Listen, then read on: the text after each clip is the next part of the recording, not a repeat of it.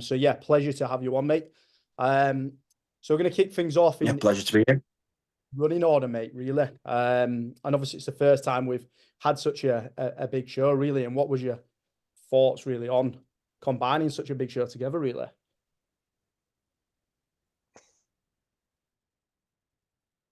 Yeah, biggest natural show we've had, and it proved to be that way. Rather like the times and stuff. I mean, we weren't sure how that was going to pan out, but obviously the Heart of England has always been running for like 20 odd years, and we didn't want to cancel that Heart of England show to do an Open Novice UK Championships and then miss the Heart of England show because it's important and it's something that Lee's very fond of. Hence combining the two. Plus the Heart of England Open was a qualifier for the Europeans in Denmark, so we needed to run that show as well. We knew the numbers were going to be high, but we didn't realise how high it was and how popular it's become, really, which is a testament to the federation as such and the amount of natural athletes now pursuing and competing and wanting to do a high level contests. But the standard, I think, was just probably in the first show, the MBW Classic, the first time show was a good standard, and this just outweighed that. That was it. This was even crazier, and then the first show was really good. So some athletes came back from there, and a lot of new ones as well that were actually first timers when I did an athletes meeting. They hadn't competed before, so they must have decided to sit out the first show and come to ours to do this one, which was interesting. So yeah, great standard in both the Open and in the Novice. People returning in the Open. Obviously, I knew quite a few athletes in both. I'd worked with them like posing and stuff and what have you, coaching, and yeah, it was from the get go. It was really high standard. So yeah, absolutely. I mean, obviously we're kind of removing the qualifiers or combining them into this show. I think both myself and Finn and probably many of us expected quite a huge amount of competitors doing this prior to leading into the British finals anyway. So yeah, that's why you see such a ridiculous standard at the show, even in the novices as first timers and in the Open show as well. But yeah, what we'll do is we'll dive through into the results through from the show, how that run, and yeah, kicking us off with the start of the show, really. Yeah, of course, sounds good. Perfect. So I know you've got the running order there, so we'll get. I have, yeah. Yeah, so we'll go through running order from there. What I'll do is I'll get the images up at the same time as well for us.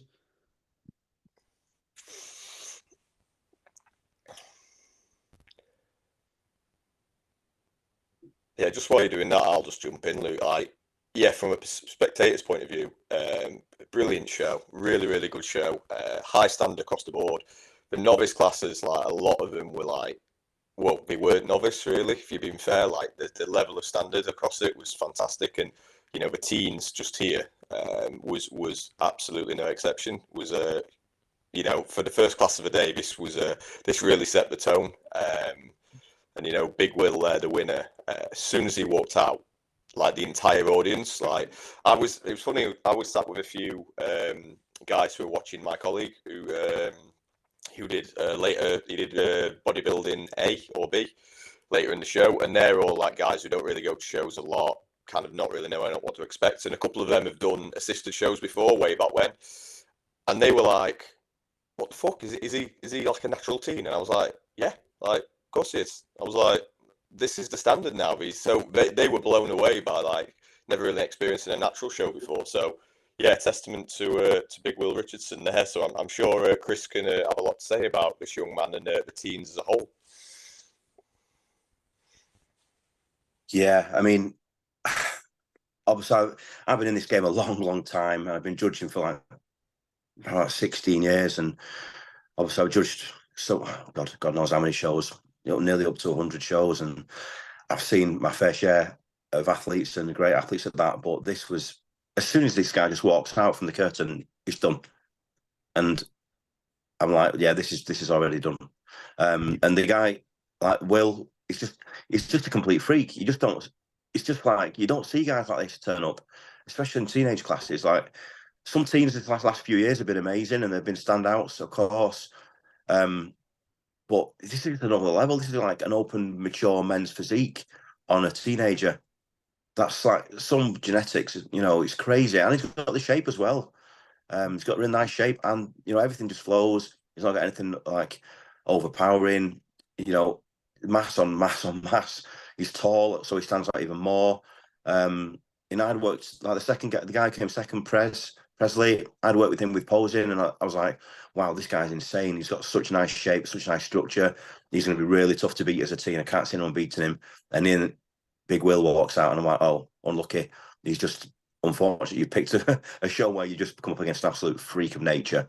And he's going to take some stopping. I don't know if, you know, I'm not going to sit here and say he's going to win the final, but my God, I don't see what's going to. I'd be very surprised if he doesn't just go on and win everything in that teenage class for the rest of the year in any federation he enters. He's insane. Yeah. I mean, he could be a bit tighter, but again, that's muscle maturity sometimes as well. We can all be tighter, can't we? But yeah, he's just so overpowering, so good. Yeah, totally agree with you there. I mean, like in terms of like doesn't really have a weak pose, and shapes there, structures there, very well balanced, muscularity, good level of condition. Could be harder, as you say, but arguably, like you could argue everyone could be, to some extent. And you'd say on another day, both the guys. I mean, the guy in second place, lovely shape on him, great muscularity, great condition, just up against, like you say, and even the guy in third place, lovely shape as well, not as heavy. Again, yeah, excellent. But in most team classes, he'd be generally walking home with the win on the day. Yeah. So it just shows how where this sport is going, really, especially in kind of recent years and stuff. But yeah, looking at him solely through on himself, the winner. I mean, yeah, look at that, my God. Yeah, you'd be wild to see that in a junior class, never mind a teen. So well, you put that in an open class and chop his head off, and you go, how old is he? People would be like, oh, mid-30s. You wouldn't know. That's crazy. It's crazy. Yeah, and a really good routine as well. Just to add that in, I was really impressed by his routine. Yeah, he was very good. I mean, he messaged me about some feedback, and I told him what I told you guys. Just his routine could have flowed a little bit better and put the splits in his routine, because the size of him, he can do the splits. That was insane. I'm like, I didn't expect that at the end as well. So I just said to him, just keep going, and like I said to you, just you should be winning everything that you enter in that teen class. So just enjoy the season. So he seems like a really nice lad as well. But like I said, Presley in second, he had that classic shape as well and structure. So I advised him maybe look at doing classic 2. He's Adam Power's client. So it would be interesting come the final to see where they land and what they look like then, like the rematch, so to speak. Yeah, absolutely, and he definitely does have that kind of classic structure to him. And another athlete there who's looks like he's got a very mature kind of physique, especially to say he's in the teen class. So exciting future for all three of these athletes, really. And great way to start things off as well, and in a very heavily muscle teen class as well.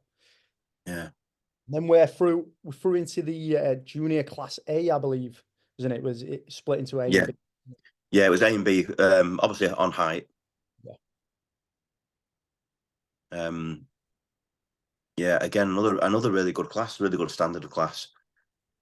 It wasn't clear at first when these guys came out in the first comparison who was going to be taking it. I mean, and I normally know from that first round, but initially I had the lad. Is it the lad in the if you look at that picture straight on to the right of Talib, next Eamon. Yeah, the guy there with the cursor. I had him winning it because it was a lot bigger and it was quite overpowering. But then as the comparisons went on, he seemed to fade.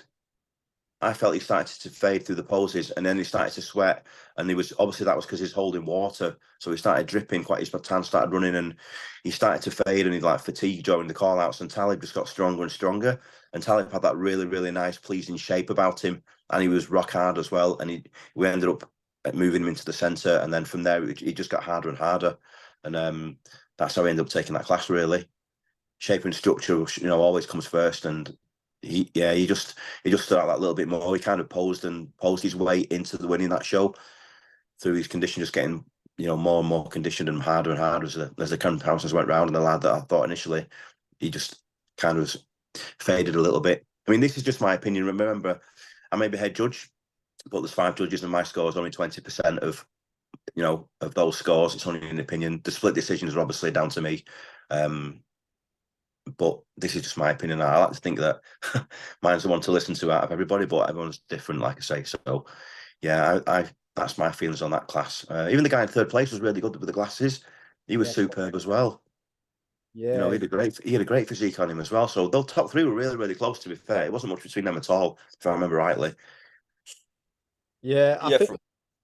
Oh, sorry, Finn. I was going to say it's just I think it's good to obviously highlight there as well that yeah, it's not just like ultimately your decision. Like obviously it's a subjective sport anyway. But when it comes to them split decisions, absolutely. But one thing you've mentioned really there is like yes, you might not grab the judge's eye immediately, but you just because you're not like in that first call out or center of that first call out doesn't mean you can't work your way into the middle, which Talib rightly did. Strong, confident poser. He's got a lovely shape and like granite hard as well, isn't it? And yeah, shape quite often it does win shows. So just because you're out there, like maybe on the edge of that call out, you can work your way in. Yeah, and that's what happened. Yeah, if you're in the middle, you can work your way out as well. So. And that's what happened. Yeah, like it's easy to do. People get disheartened when they get put on the end or they're not in the centre, and you think, that's just my first call out opinion. But as you start posing, you can then go, hang on. I turned to Lee after that first call out. I said, move him, and we switched them around, and that can happen. But if you're not giving your all into those poses and you're miserable and your head's down, thinking I'm not in the centre, you could have posed yourself out of place and back into the middle. And this is what people need to realise. It's the same with the second call out. If you're in the second call out, don't get down in I'm not in the first call out, so I'm not placing. You can pose yourself into that first call out if you stand out enough. Yeah, absolutely. Especially with these bigger classes are becoming bigger and bigger now. Like you've got to work your way into there. You can't be down and disheartened. You've just got to keep going, the same as you will do throughout the prep anyway. So yeah, absolutely. And rounding off the top three. I know you had something to say on this class as well, Finn. So I'll let you crack on with that. No, I was just going to reiterate, like when Eamon, who came third, actually walked out, like again, his sheer size, everyone was like, yeah, okay, that's probably the winner. And then, like Chris said, he was sent a first call out, and then Talib was actually put on the outside, and then he worked his way in, and then as you compared them, unfortunately, yeah, like you say, once the tan started running, Eamon's strengths kind of started disappearing a bit. But I mean, he's a big old lump, Eamon, and he's a big supporter of the page. So shout out to him. And he was really unlucky because he did the BMBF and he was actually had to go in the heavyweights against Jordan and that big freak German because he's unfortunately he's not a junior in the BMBF just because obviously there's a slight different cut off. So I didn't realize he was a junior until he messaged the page and said, "Oh, I'm doing juniors at the UKDFBA," and I was like, a bit like with Will, I was like, "Fucking hell, how will anyone beat this guy then at a junior level?" But when Talib's there with as granite as he was. Talib was one of the leanest people probably in the entire novice portion of the show, 100%. So he worked his way in, and again, I'll just reiterate what you two have both just said. It pisses me off a little bit. If someone's not in the first call out or they're on their edge, and bottom lip comes out, and we just got sad face on, and I just think like the judge is still looking at you, even if you're at the back. Like, so don't just shake your head because you're not in that first call out. Like, you can work your way in. It is just the first call out. If you stand there and you look like you want to still be there, you might get called back in. And we've seen it before, and so many times where things can change. It doesn't necessarily mean you're out of it. So, those of you listening who maybe have got future shows or as a first timer, yeah, just always look presentable. Even if you're at the back and you're not been called out yet, just bide your time and you might get a chance. Yeah, I saw Eamon messaged me about feedback, and I said to him the same thing, like you said, Finn. Like, the guy's a monster for a junior, and I just said to him, "You were there and thereabouts at the beginning. He just needs to bring a bit more condition and be a bit leaner. And like I say, if he was drier, he'd probably walk that class because he had the size, he had nice shape, but like I say, because he was holding a bit of water, that came through on stage and he started to fade. So if he's got like 4 or 5 weeks from to the finals. He had 5 weeks now, 4." But in 4 weeks' time, he could be a different story. He could be turning that round, and he'll be nails hard, and then that could be a different story, in my opinion. He could be walking away with the British title. Even the lad in fourth in the blue trunks was insane. He was really good as well. Lovely shape, lovely condition, great physique. I mean, look at that, most muscular. That's crazy. And then the lad in fifth as well was really good. Look at his side leg, his glute. That was some class. It was some class to separate that. Yeah, you all certainly had strong points within this class. Yeah. And like Talib not arguably not the biggest guy, but No, smallest guy. smallest guy there, but it just has that bubbly look. Shape. Well, Yeah. bubbly look, shape, and it's rare to see someone quite like as dry as he is, but also like bubbly. And I think that's where your eyes kind of drawn towards his physique like that. Yeah. Yeah, very, very good class there. And yeah, I wouldn't be surprised if there's a bit of flip-flop round come to British finals within that class. I know. Yeah. I know Talib's not doing the final as well, so it'll make it more interesting for the other guys. Yeah, absolutely. Then we're through onto junior class B, and this was another very, very good class. Conditioning probably stepped up, I'd say, in this class, particularly with the top 2, top 3. It was even to top 4. Very, very hard class, and yeah, very, very good standard for art, especially for some like taller athletes, particularly the winner Bert, like holding that amount of muscle mass, like structure and frame like that. Very impressive to see, and I think particularly from seeing him at the BNBF before when he was in classic, me and Finn argued he was a little bit kind of overlooked within that class. Quite a big class. I don't know. I mean, I was sat behind you guys. Obviously, I saw you there. I mean, in the BNBF, Bert stood out so much because he was so much taller. Everyone else was so much bigger in that classic class. But I was sat with Adam and a few of the boys, and I just turned around and Adam went, "What do you think?" And I went, "He's not classic. He's not classic." I said, "He's so good, but he's just not fitting the criteria for me." Yeah. And it was a shame because he has got nice shape and structure, but he's just not got that. Classic. You don't look at him and think classic. That's not what you look at the guy and think. You look at him and think monster. Yeah, that's what you think. And he's like the teenage, like you think, wow, monster. He's so big and overpowering. He's not really got much weaknesses at all. Cracking legs, cracking condition, huge wide shoulders, tiny waist, and he just overpowers people. He's front relaxed, his front lat spread. My God, his wingspan. He's so wide. He's just too overpowering and too good, and he was nails hard as well. So he wasn't ever losing that class. No, not at all. And like want to see as well, like he's filled in that like a big space from a taller guy with having like adductors there, but like a great sweep on his quads as well. So yeah, fantastic package, and yeah, definitely getting rewarded for that granite hard condition. And it's not to say the lad in second, I think it was Zach Daniels' client, granite hard as well, but just not to the level of Bert. Yeah, you just come up against some of these freaks sometimes. Any other day you win in that class, taking on the win. Yeah, absolutely. Lad in third as well. Is he called Ryan? Is it Ryan? Yeah. Is it Ryan Wade? Is it Hale? Ryan Hale, is that him? It'll be Ryan Hale, and I think it was Austin in fourth place. And again, Austin, nails hard as well. Lovely shape, great condition. Yeah, Ocean was really, really lean, really conditioned. Yeah. I like his physique. But Bert's legs from the audience, they were the most dug in legs of the entire show. Yeah, they were. If you could put a quarter in them, and they just sit there, wouldn't it? Yeah. Even more than some of the open guys who we'll get onto later. Like his legs stood out, and this is what I was saying to Adam, because Adam's been kind of chatting about him, and I said like he's just, as you've said, like because of his frame, as soon as he stands in that front relax, and like we put on the post about him. Like you just look at him and you won't stop looking at him. Like it's just such a dominating pose. Yeah. And if you think like when he fills out a little bit more, like he can't. He's just unbeatable. He's just got that frame. Yeah, just look at that. Look at that shape. Yeah. Very similar to Richard, who won the overall last year at the British. Yeah, very similar. Just that lovely X frame as well, overpowering. Yeah, again, looks like an open class winner. Well, yeah, and obviously he went on to take the overall. I know we're jumping ahead, but he was a clear overall winner in my opinion as well. Absolutely, and he was clear.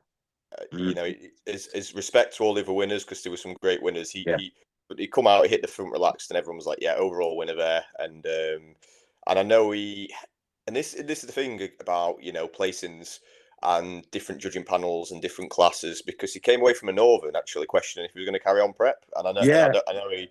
Adam, he'd messaged Adam about it, so I know he won't, he won't mind me saying. And me and Adam were kind of like, look, mate, like, you were just unlucky that day, because let's just see what happens with this next show. And he walked away with an overall title. Like, it just shows you sometimes these things can change. Different judges see different things, different class that suits you. Like, so again, people listening, don't get disheartened because the place might not have been what you thought you deserved on the day.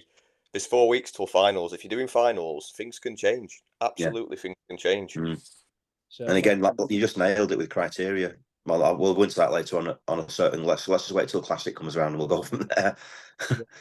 Yeah, that was a question I want to kind of like delve into. So we'll save it for the classic one, because that's where it needs reiteration so much. It's a pet peeve of mine. But then again, so will the women's classes. But again, we'll hang fire with that, because it's important for the competitors to listen to this and to know as well. They'll take so much from it if they, I'll make sure this obviously podcast gets out as much on my page, and I'll send it to Lee as well to promote, because it's going to be such an important listen for people that going forwards, and for coaches especially. Yeah, absolutely. And I think it's one thing to say, it's evident that people don't look at criteria prior to entering. They don't. They really don't read our criteria. They don't. And that's something that's evident. But like going through on this, hopefully they can kind of like know, right, okay, I need to look at objectively where I'm best suited at the end of the day. And we'll dive into that a little bit later on. And then I've not got the running order through from this now.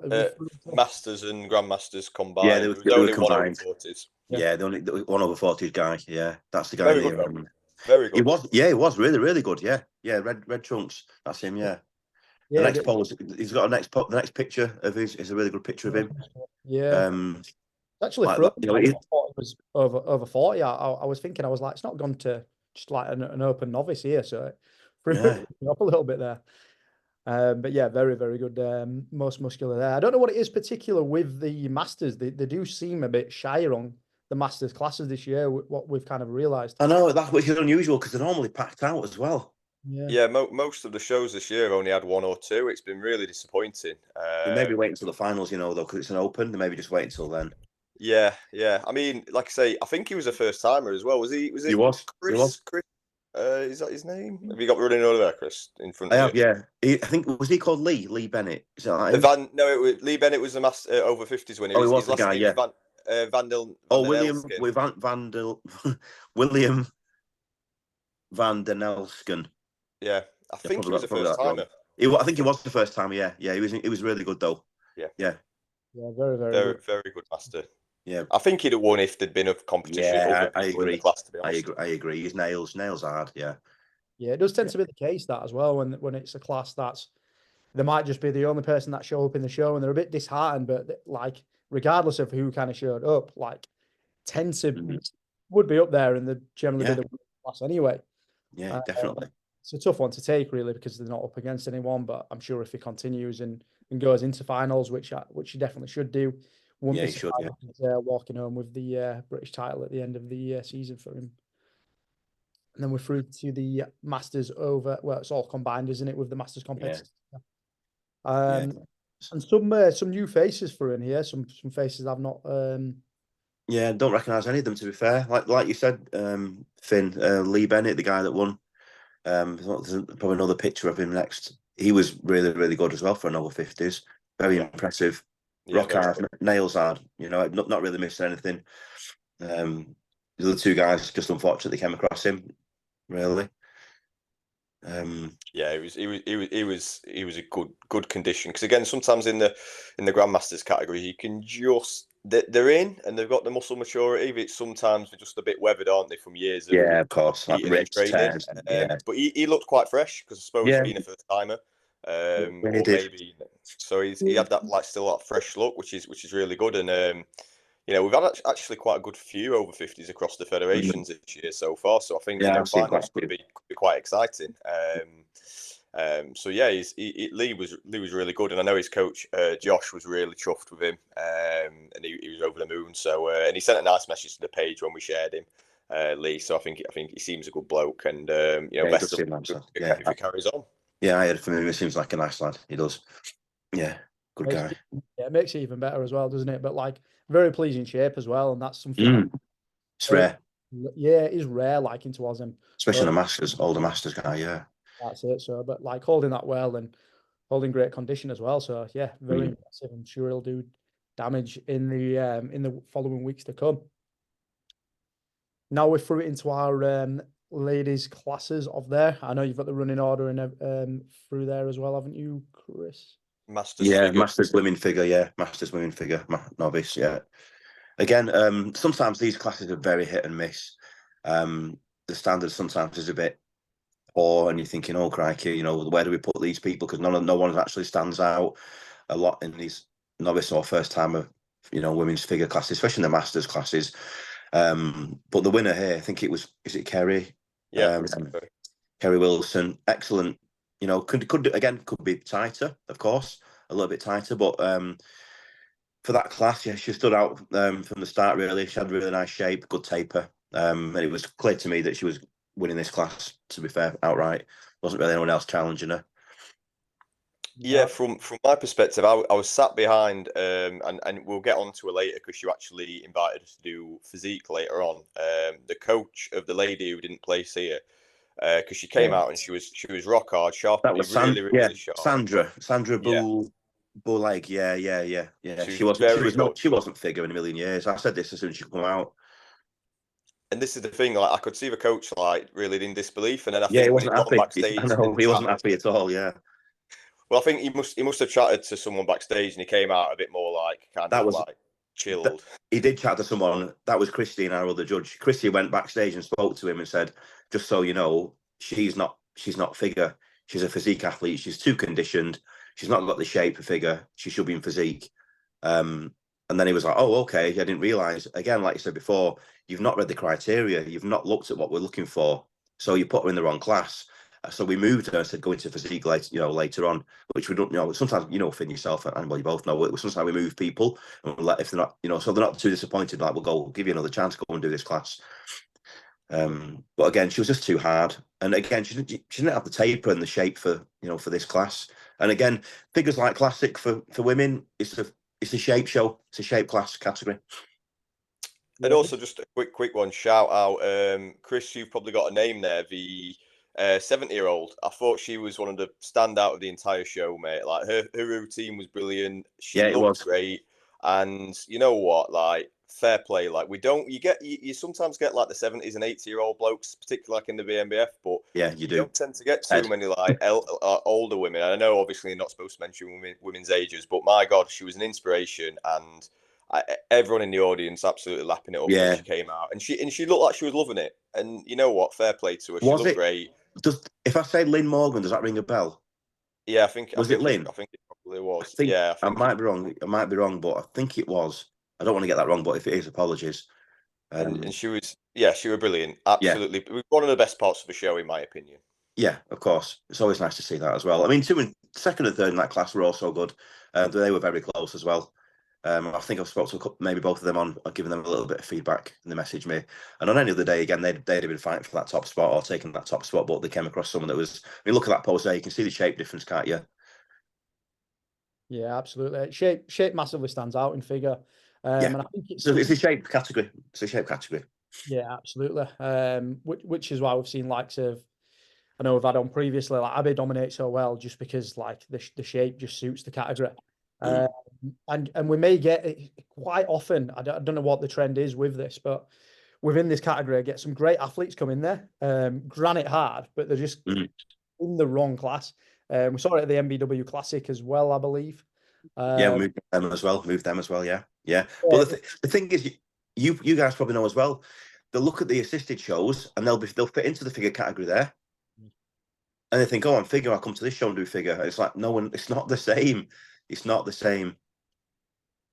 Yeah, it's not the same show at all. But like the main thing that stands out there is like, look at that. There's a hint there for people that want to compete in figure. What are you looking for? Well, there's a front on pose. What do you think? What stands out? Width, shoulders, lats, small waist, sweep on the quad. Yeah, that's it. It's more so kind of looking at this as a silhouette, really, isn't it? Of course it is, absolutely. Like a classic, like men's classic, yeah. Absolutely. And then going through even more kind of shape cutting into our novice figure category. Yeah. And this is different. This is just different gravy, isn't it? I don't know what you guys think. I'll let you two speak before I give you my opinion. Yeah, I mean that front relax is absolute standout. I know we've seen Lucy compete in shows prior to this, and it's just just to stand out from there, particularly in the in the upper body, like good level of condition, but like not too hard for the class, but like round delts, just looks natural in her poses, like holds her poses very well, and up against two good, like Law's lovely shape on her as well, particularly through from like a side, kind of like a side hand on hip pose. I think that suits her very well. But like, that's what I told her as well previously at the BNBF. Said that's your pose, stick to that pose because it highlights the shape better, you know. And she was harder this time around than the BNBF, and that shape and that little bit more condition pushed her through into second place there. Yeah, absolutely. Like love the shape, definitely highlights it for her. But like, you're just not beating a shape like as of Lucy there. It's up there with kind of Abby Kerr was the same as she came out last. Was it last? Yeah. Just like delts, delts just phenomenal. And that if you've got them, like it's hard to beat.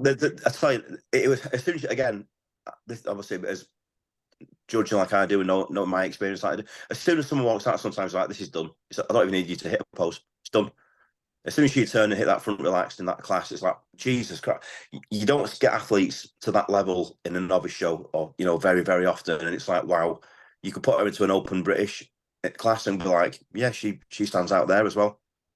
Well, that's the thing. Like, spoiler alert for later in the episode, she did decide to do the open and came second to Vita, who is a competitor who's placed at Worlds. So it just shows you her standard. And similar to Abby earlier in the year, like Lucy is a junior still. She's 22, which is phenomenal. Like the level of muscularity on a young natural girl. And again, Loz, she's a young girl too. Like, we're seeing more junior-aged natty figure girls coming through who are really, really high standard, which is testament to their training being potentially better, more like on it from a younger age. So it's just good to see. But like you say, from my perspective in the audience, like as soon as Lucy came out, like she'd won that class, and Loz keeps improving as well, which is great to see. And I think as she dials in even more heading to finals, I think Loz can take a few scalps. And just a quick live update, I just went on the page to see the questions. Lucy's actually just placed second at the PCA today, so congratulations to her. And Loz came fifth, both in toned figure. So great showing from them again, representing in the PCA. Yeah, that just shows you the what level they're at to place in those shows. Yeah, I mean, a little bit of feedback. I gave feedback for to all of them, and I said to Lucy, like, I don't really know what to say. I don't really have anything to say to you. The only thing I could maybe mention is just you could be a little bit sharper, but not by much, really. It's just a case of bringing that look again to finals and then seeing where the chips fall, where they lay. Because, to beat her, you're going to be exceptional. You got to be like a different standard. So, and Loz, she's getting tighter and tighter and tighter. I said the same thing to her, just coming a little bit tighter in the lower half, and you'll be taking names again. Yeah, I mean, the one impressive thing with Lucy as well is like such an impressive kind of front shot, but when she turned, it's unfortunate there's not a rear shot here, but when she turns to the back as well, it's the same. It's even as good, if not better. Arguably. She's probably better from the rear than she is from the front. And again, crazy, you don't normally get that. I mean, she could be a little bit bigger in the quad going forward, but that's really me being nitpicking and look like with the eye that I have, thinking, okay, yeah, because she's so wide, that's why you maybe think a little bit more in the quad. You can see from that pose there what I'm talking about, probably. Just a little bit kind of like slightly top heavy. I see it through from there. What would you say, obviously from a judging standpoint, from like the conditioning there through on figure? Obviously, you've got the last in third with slightly harder. Would you argue this is on the side of being slightly too hard from the lower half, or? I would say the lower half. Like I said, the criteria states to see like a little bit of condition in the quad, so you can see the three separate muscles in the quad. Which the girl on the right who's in third there, you can see she may be a touch too hard, but saying that I'm not so sure because she just doesn't have the same size and fullness. Yeah. And sometimes it's more that rather than it is that she's too hard, Yeah. So a little bit of condition more in the quad, from the rear, a little bit of glute ham tying, not hard glute ham tying, just a little bit, so we can see the glute ham tying separation. That's it. Yeah, spot on there. I'm sure that'll clear it up for a lot of people watching and listening to this as well. And then we're through into going from shape to shape here. And this one may, this particular class may have kind of like had a few people maybe like scratching their heads, but not really knowing the criteria exactly. Yeah, I've had Um, a few issues with this class. Let's put it that way. yeah, Yeah, from a audience perspective, this there was a lot of, you know, head shaking that I could see from I was about 4 rows back, and a lot of the coaches and friends of who in this class were in front of me. And yeah, I think obviously Chris can go into it himself in terms of this is the perfect opportunity to discuss like criteria, because like I think some people, especially with the rise of classic in the IFBB, like a lot of lads aspire to be classic and want to be classic. Yeah, it's a cool thing. Not realizing that on a natural federation, like it's a completely different ball game. And I think having a coach who maybe is assisted himself and competes assisted, like he will have a different idea of classic too. So this is where you've got to do your homework if you're going to enter a natural federation. And you know, an assisted coach might think, "Oh, this is stupid. Oh, judges are idiots. What we're doing." Like, but you've got to think there has to be, because if we're going to have classic in a natty federation, me and Luke have talked about early in the year, we have to have a separation. We can't just give it to the best bodybuilder on stage, because then it's what's the point in having classic? Like we have to have which me and Lee have criteria. We've discussed. Me and Lee have discussed this till we're blue in the face. Yeah, absolutely right, Finn. Spot on.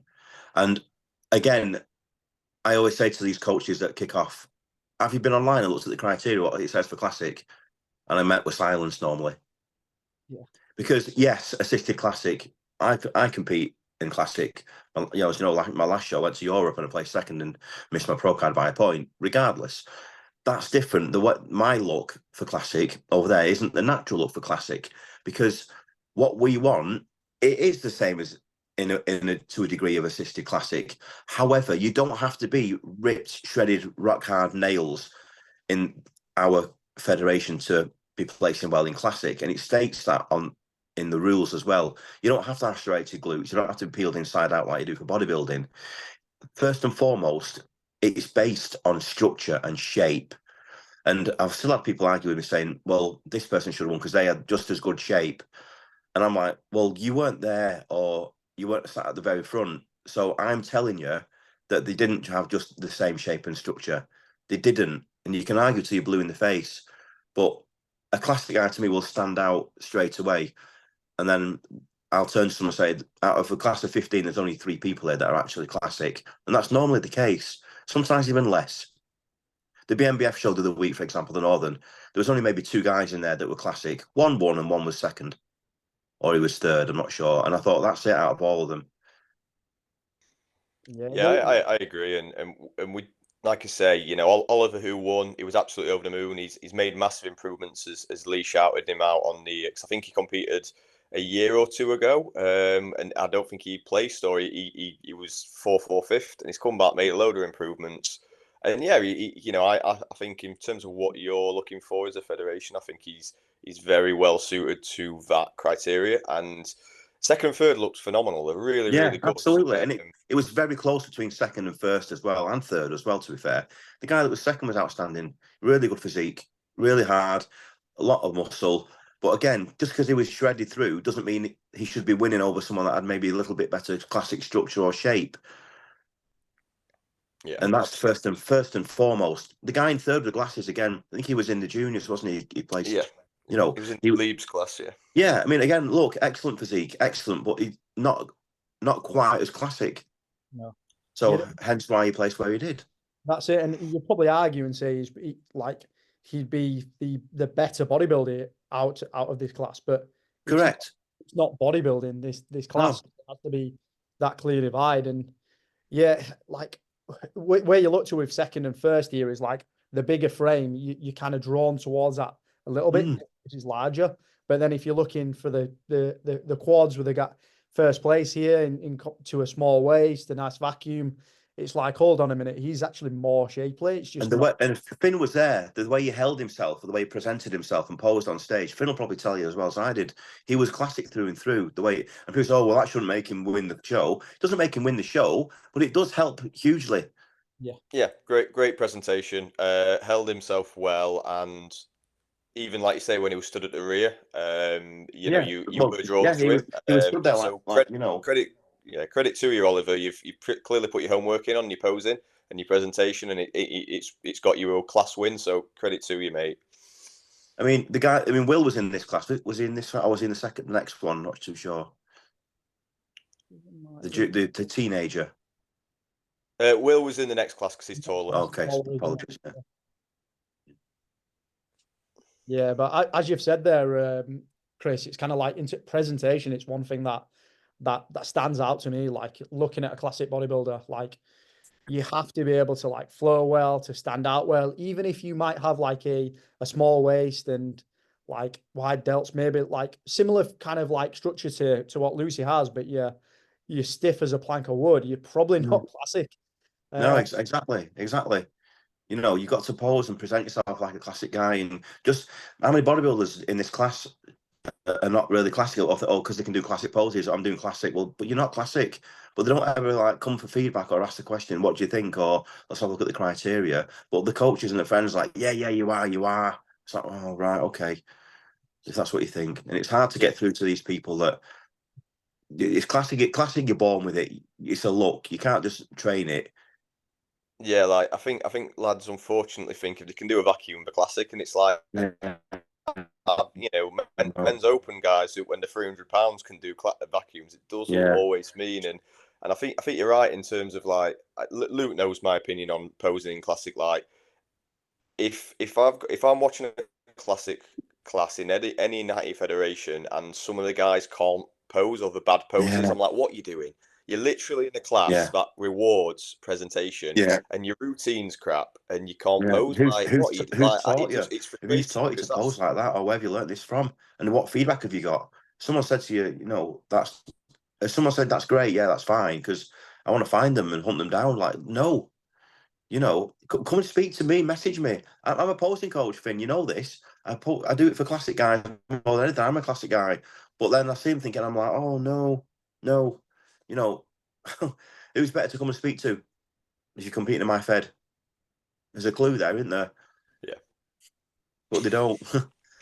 No, I mean, it was a good class. It was very close, really high standard, and much like the tall class as well. That was is to follow.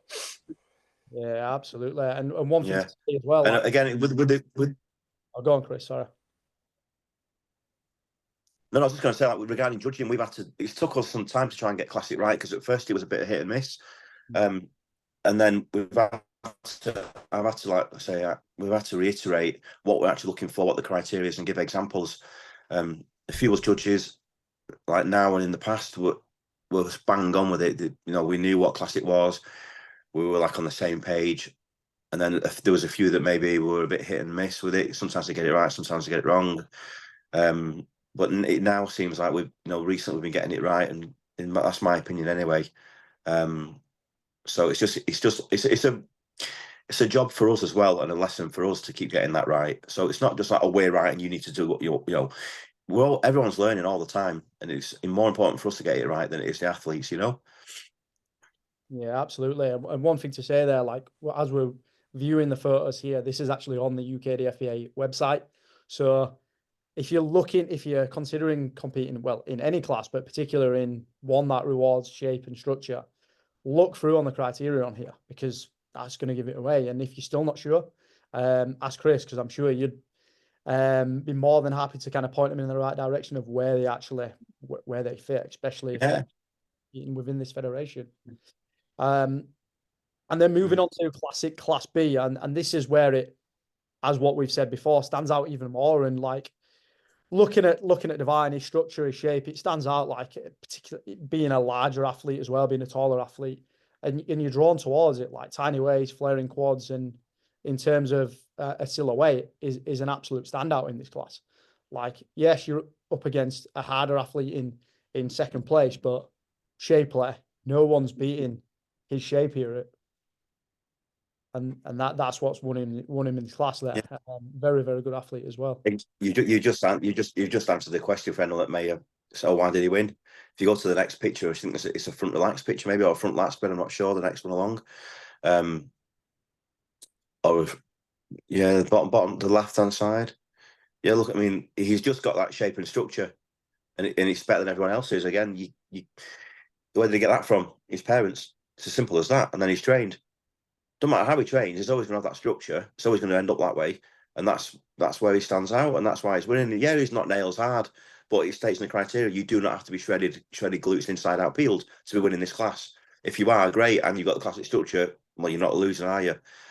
But again, because he's not quite as hard, he's still got the shape and the structure, and that's first and foremost. Yeah, absolutely. And Yeah, and I think what's really highlighted this is. Yeah, go on, Finn. No, I was just going to say, Luke, because Divine won. Adam came, absolutely solidifies what Chris has been saying. Like, that's the difference. Like, Divine beats Adam comfortably in Classic, but then was fifth, and Adam won bodybuilding later in the day. Like, so just understanding, and I've told Divine this before. Like, he genetically, I think you're one of the most gifted athletes I've ever seen on a natty stage, just pure genetics. Because I know he's only been training a couple of years. Yeah, literally. Like 2 or 3 years, I know. So he's got the tools to go all the way in either side of a sport if he decided that way. And this is just like a just truly like you say, just blessed from birth, like not particularly because of his training protocol that he's doing. It's just you were born to bodybuild, and you were born to have this amount of muscle, and he lacks self-belief, and everyone's trying to tell him, like, you're very good. You're very good, Divine. When he won, Finn, did you see him smile?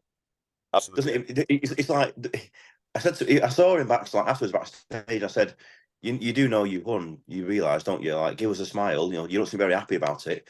He's just so, like you say, he's got no belief in himself. He's crazy. It's crazy to see. Yeah. Yeah, especially considering having that shape and structure himself. Whereas you'd see people built like a fridge with so much kind of belief and stuff behind themselves. But it's that's a story for another day, really, isn't it?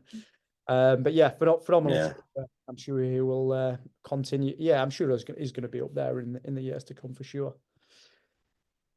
Very good. Now we're moving through onto women's bodybuilding, I believe, next, isn't it? Physique. And yeah, physique and bodybuilding. Because there is a little bit of a crossover, isn't there, with the women's classes? Some of them competing in bodybuilding as well. Yeah, they did do. Yeah, the same ones again. There was only 3. I think there's only 3 in physique, and 3 in bodybuilding. Again, 4. Sorry. This is where the girl from the lady from Figure, Sandra, came in, and she ended up placing second in this, obviously because of her condition. So she's a better fit for physique. Obviously, was it Jess Swaby? Yeah, who won this? Yeah, I think she's won the BMBF before as well. The same category in the BMBF. Yeah, and bodybuilding as well. Good poser. Huge hamstrings, huge. They dropped right down on the side shots. Yeah, side shots are crazy. Yeah, I did try to. I spoke to her. She asked me for a bit. Yeah, that's a good picture there on the bottom left of her there, left hand side. Yeah, that. She does stand very awkwardly from on the front on. She's like very shruggy in her shoulders, and also on the front double bicep pose, she's very high up with the shoulders and doesn't help her symmetry. The rest of the poses are great, but I think she's got some sort of issue in across in tightness or something. But I just said to her, you just need to work on that a little bit. But I think she's doing finals, and that'll be interesting to see where she comes in and places there. But that's going to be some class. I know women's physique sometimes doesn't get many athletes or plaudits because the standard is not always great. But I personally know at least 3, maybe 3 or 4, maybe even 5 girls that are coming in that are peeled, that are nails hard. Yeah, well, the open one later in this show was really good standard later. Yeah, but finals are going to be crazy, Finn. If that top 5 at our finals in physique, just watch it. Honestly, you'll know what I mean. You'll be like, wow, he was right. There's 2 girls from my gym and one that I've looked at posing wise and gone through. Yeah, it's going to be something else. Honestly, the nails hard. There's one girl who's not competed with us ever, and she's coming to compete straight through to finals. I've done posing with her. And I think she's going to be doing physique. and she's insane. I've never seen anything like it in my entire life. She's crazy. So that'll be interesting to see where she stacks up against this standard. Yeah, absolutely. And Jess there, I mean, you do see this kind of like quite often, I'd like to say, because of like women's bodybuilding, not especially within the natural kind of like federations, not as big as male bodybuilding. So there's quite a bit of a kind of like a crossover between categories, like, or you can fit into both categories. Is that fair to say, or would you say definitely someone's more suited? Yeah, I think because I think to a degree for natural it is they tend to like cross over it's quite close, isn't it? But I do think Jess is more physique than she is bodybuilding, personally. Yeah, absolutely. You know, I mean, I only say that because the bodybuilding winner was ridiculous. I never seen anything like it. Yeah. You know, and then putting her next to it, it's like, well, it's not even close. So I think she messaged me, Jess messaged me, like I say, and I just said to her, stick to physique. Yeah. I think it stands out. Yeah, Jenny, who won bodybuilding, fantastic. Yeah, it seems it's more kind of like shapely, but with conditioning, and if you got a balance of both, like as Jess does, like, and a great level of muscularity, then you're going to be bang on within this category. But just not quite as much muscularity as the winner within bodybuilding. Yeah. That's literally the criteria difference, just mass muscularity thing. That's all it is. The condition's the same, shape the same, structure the same. Yeah. Yeah, and this is bodybuilding, novice bodybuilding, wasn't it? Yeah, so it's novice bodybuilding and both there, but that like the muscularity and actual separation and this is an athlete we've seen before, and this season we thought like, wow, like that's something we've not seen before, particularly like within a muscularity, most muscular, sorry, just like granite hard, good level of vascularity. Yeah, Jennifer, she's calling Jennifer Hill. Yeah. It's Dan Sutcliffe's line. I saw her at the Yes. Yeah, he's got two freak bodybuilders because he's Becky won the Open later in the day, and Dan coaches them both. So I don't know where he's found these two from. They're both really, really good. Look at that condition, and a bit more muscle. Bodybuilder through and through. But then look at that side shot from Jess. Like that's crazy as well. Good, yeah. It's funny because bless her, Jenny. I was at the MPA British and she did it, and she was the only competitor. It was a bit of a small show, unfortunately, and she was a bit disheartened, and she was kind of just playing it down a bit. And then she said, "Oh, I'm not really fussed about. I'm not even sure if I'll place next week, and I don't. Again, lacking self-belief." And I just told her backstage, I was like, I know you're the only one today, but like you're very, very good. Like you're ridiculous, ladies bodybuilder. Like you're so good. And she didn't really. I don't think she really kind of took it on. And then she won that show, your show, and I think she's now realizing like the standard she is. Like she's phenomenal, absolutely phenomenal. Yeah, she is very good. She is. One of the standouts, as you mentioned before, is the front double in comparison to Jess's. I don't know if she has like an injury there, or she can't just elevate like a lats up, but she does seem a bit almost crunched down in that shot where she kind of loses out in that pose, particular, and not just muscularity. Yeah, she does. Very good. Again, presentation counts. Yeah, absolutely. And then we're actually moving through to our women's overall, and it's no shock there because it's the clear standout and the one that clearly fits the criteria, the best overall in terms of shape, structure, what you look for really, and yeah. Would I be right in saying this was, even though like great standard of athletes, this was pretty kind of easy win overall for Lucy? Yeah, that was a 6 out of 6. All 6 judges. Yeah, even though like Lee wasn't judging, he was Mike. We put a card in for Lee for all the overalls. It was 6 votes for her. It wasn't even close. Yeah, it was done. Yeah, just one of them. Just got the shit for it, and I'm sure as she grows and her physique matures over time, it'll just get better and better. So a very exciting future ahead for this one. Yeah, I mean, it'll be interesting to see what she looks like in places at the finals, but obviously she's already qualified for the Europeans by winning the Open. I think she's qualified for placing high in the Open anyway. But when she goes to the finals, that's going to be interesting again to see where she gets there. Yeah, I believe so. She came second in it. Yeah, she was second in the Open, wasn't she? Yeah. Yeah, second at the Open, second at PCA today. It's not a bad novice season. And is it the No, overall winners no, it's not. going to Europeans? Is that right, Chris? Oh, yeah, sorry, that's right. Yeah, the Open winners go to the Europeans. That's right. Yeah, That's a good team then. Bloody hell. yeah. Very good. Could be one of the strongest UK's ever taken. Well, it's considering the MBW Classic, the overall winners from there as well. If you remember, they were invited to the Europeans too. Yeah. So it's going to be some team that I'm going out there, so it's going to be interesting. Fantastic. Yeah, and it's a highlight as well. And then here's the most peeled man in the entire show.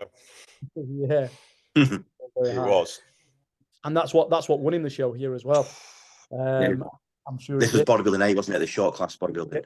Novice Bodybuilding A, I believe. Oh well, it's the novice show. So yeah, bodybuilding A. Yeah. And what was he called, the winner? Chris, I believe. Chris Edwards, yeah. Chris Edwards, yeah. Yeah, Chris Edwards. Yeah. That doesn't show his condition, does it, properly? But he was absolutely inside out, wasn't he? Yeah. We actually he's absolutely peeled. He faded before on pictures, didn't he? But then he came up and we saw when he actually arrived at the show. I think he put up some pictures like a couple of hours out before the show, and I thought it looked as if he's faded away from previous shows, but I think it was just poor lighting because he's really just granite hard for him this show. No, he had everyone talking. Everyone around me, I could hear saying, "Oh, I think he was like number 79," and they were like, "Oh, 79, wow!" Like everything were dialed in. Like he could not get leaner. Like he physically couldn't. I know he posted about a week or two out that he'd been quite ill, and he was discussing whether even to carry on with prep. And I think he was just going to see how he got on at the show. And I think because he's worn, he's kind of got a spring in his step again because he's carrying on the season. Because he's been fat free since early August because he did the Midlands with the BMBF, which was obviously start of August, and he was peeled then. So he's phenomenal, Chris. He's the kind of condition where you know that he's in pain getting there because it takes minerals. Yeah. Absolutely. That's crazy. Up against like in third place, like arguably like definitely the most muscled of there, and I know he's coached by Danny Howarth, and I've seen him before, and I thought, what on earth is this guy like? I knew he was a novice, but if he could bring it, he's a monster. It there, imagine him in that when his condition. Yeah, that's it. That's all that lost him. He was just he looked he wasn't soft, but he looked soft next to Chris. That's the problem. He did, but he had so much muscle, and he wasn't really lacking anything. And again, I've spoke to him. He's messaged me on Insta about feedback. And I just said to him, just get as hard as you possibly can, and you shouldn't lose anything. You shouldn't be losing shows. If he gets nails hard, it's done. He got the most muscle there out of anyone. He was ridiculous, thick muscle as well. Yeah, well, he's placed in the PCA as a bodybuilder, never mind classic. So it just shows his size. He can hang with the big boys. Yeah, clearly he stood out a mile. He was so big. Yeah, like a big powerlifter physique that you can just that hard-earned muscle. And then it's like apples and oranges compared to Brian Tan in the in second place. He's the opposite of that big mass monster. He's the guy that's got like really nice shape, really nice proportions and symmetry, and that's what got him second place. And he posed really well too. Yeah, I was really impressed with him. Yeah, he was very good, very nice. I think he faded a little bit. I've seen him a little bit sharper a few days out, and on stage he didn't quite have that sharpness. But like I say, his shape and flow looked really good. I think that's what got him knocked him into second place really. Above the guy in third, who just had that bit more condition. Even fourth and fifth in this class were good. They were decent. Mark in fifth. I know he did the BMBF and didn't place in there, but he was much improved on the left there for this show. His cuts came through on his legs. Again, he stood out as well in call-outs. And I know he was really happy with placing fifth as well. Landing fourth as well. Good muscle size, nice condition. So they got a good class, good top five. Yeah, very, very good. And we're seeing this class, like, well, the novice in particular, just the standard of athletes getting better and better and better. Like, common trend is like you tend to get like the top 1, 2, or 3 that are very, very complete, but one's just like generally harder than the other. And then you tend to have like some who have really good standout body parts, strong poses, but some areas where they're just really lacking. But it's getting very like even more kind of complete across the board, and I imagine it's quite hard for you to to judge, really. It's getting harder and harder for us, because like normally we used to say to each other, I used to turn and like say to like the novices, because it was a novice show originally, like you'd get 50% of it, you'd be like, oh, they're not great, Christ's sake, I'm not even going to bother. And then the other, like, leaves with another 50%, 25% of them are like, yeah, they're all right, they're a little bit better, but again, they're a bit like, yeah. And then you get 25% that are like, okay, fair enough, which is your 2 or 3 that stand out. Then you get another 2 that are like, yeah, they're all right. Because when you judge, I do like layers of columns when I judge, like as soon as they come out, numbers, good, middle, terrible. And terrible sounds awful, but in the lower end, because you know who's going to be in that and not going to play straight away. And then like sometimes that mid can change into the good, into the high end. It just depends. But it's never normally wrong. Yeah. But the novices now, they're all normally either mid or top. You don't get many in the lower anymore. No, absolutely. And again, another thing with his shoulders, he needs to drop them down. That's the one pose he doesn't look good in. Yeah, it's one thing that stands out like massively too. That I believe prior to this, I think it was a back injury. He's pulled something in his back, but I don't know if that's why he's pulled up like that, or he's been, because I know he's coached by. I don't know what it is, but it's definitely throwing his shape off anyway, isn't it?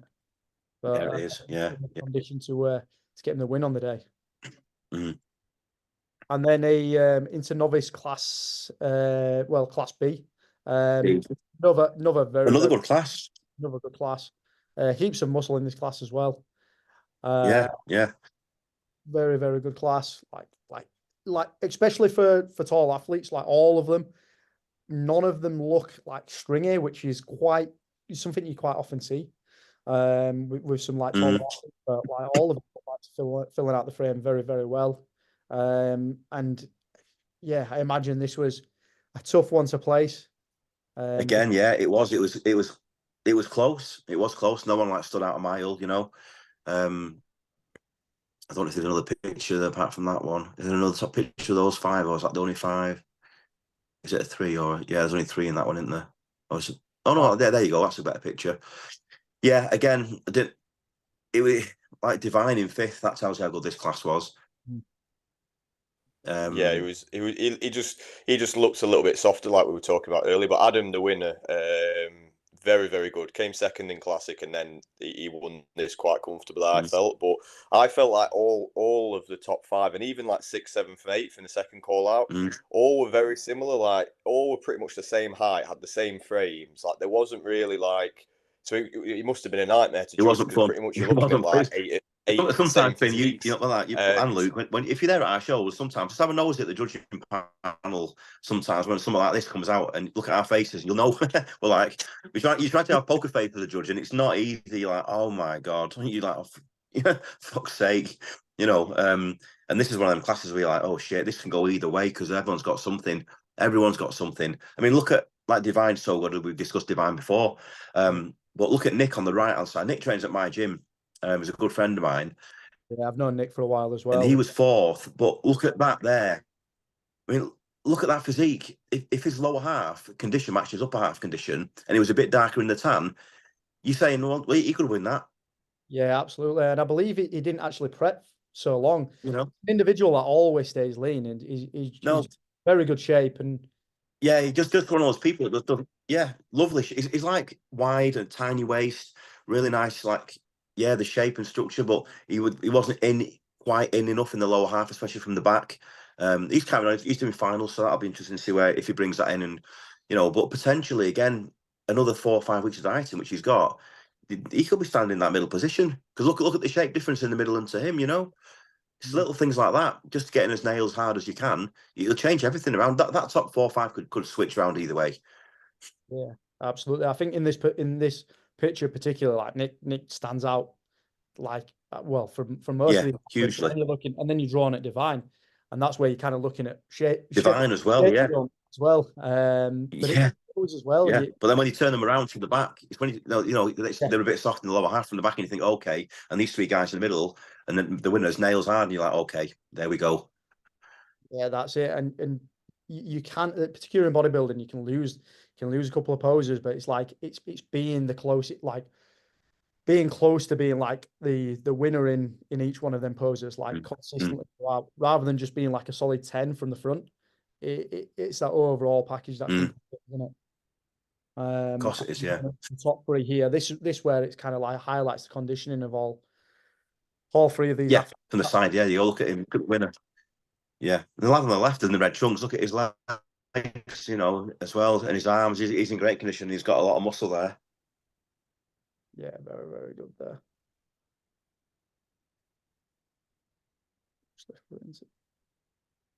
On again, but yeah, highlights it here in that most muscular, but admittedly probably not the most shapely of athletes, but just no come through, and yeah, that's what I say. But imagine like Divine or Nick in that condition with that shape. Yeah, that's it. Having all the tools there. It's one thing that you'll probably mention a lot, I'd imagine, is potential. But it's one thing is actually fulfilling that potential and coming in the best possible. Then going through into someone that's definitely mastered that into the overall. And yeah, rightly so. He's the standout of the this class for sure. Like we mentioned earlier, it was just everyone had Bert as across the board as well, the same as Lucy. Done. It was done.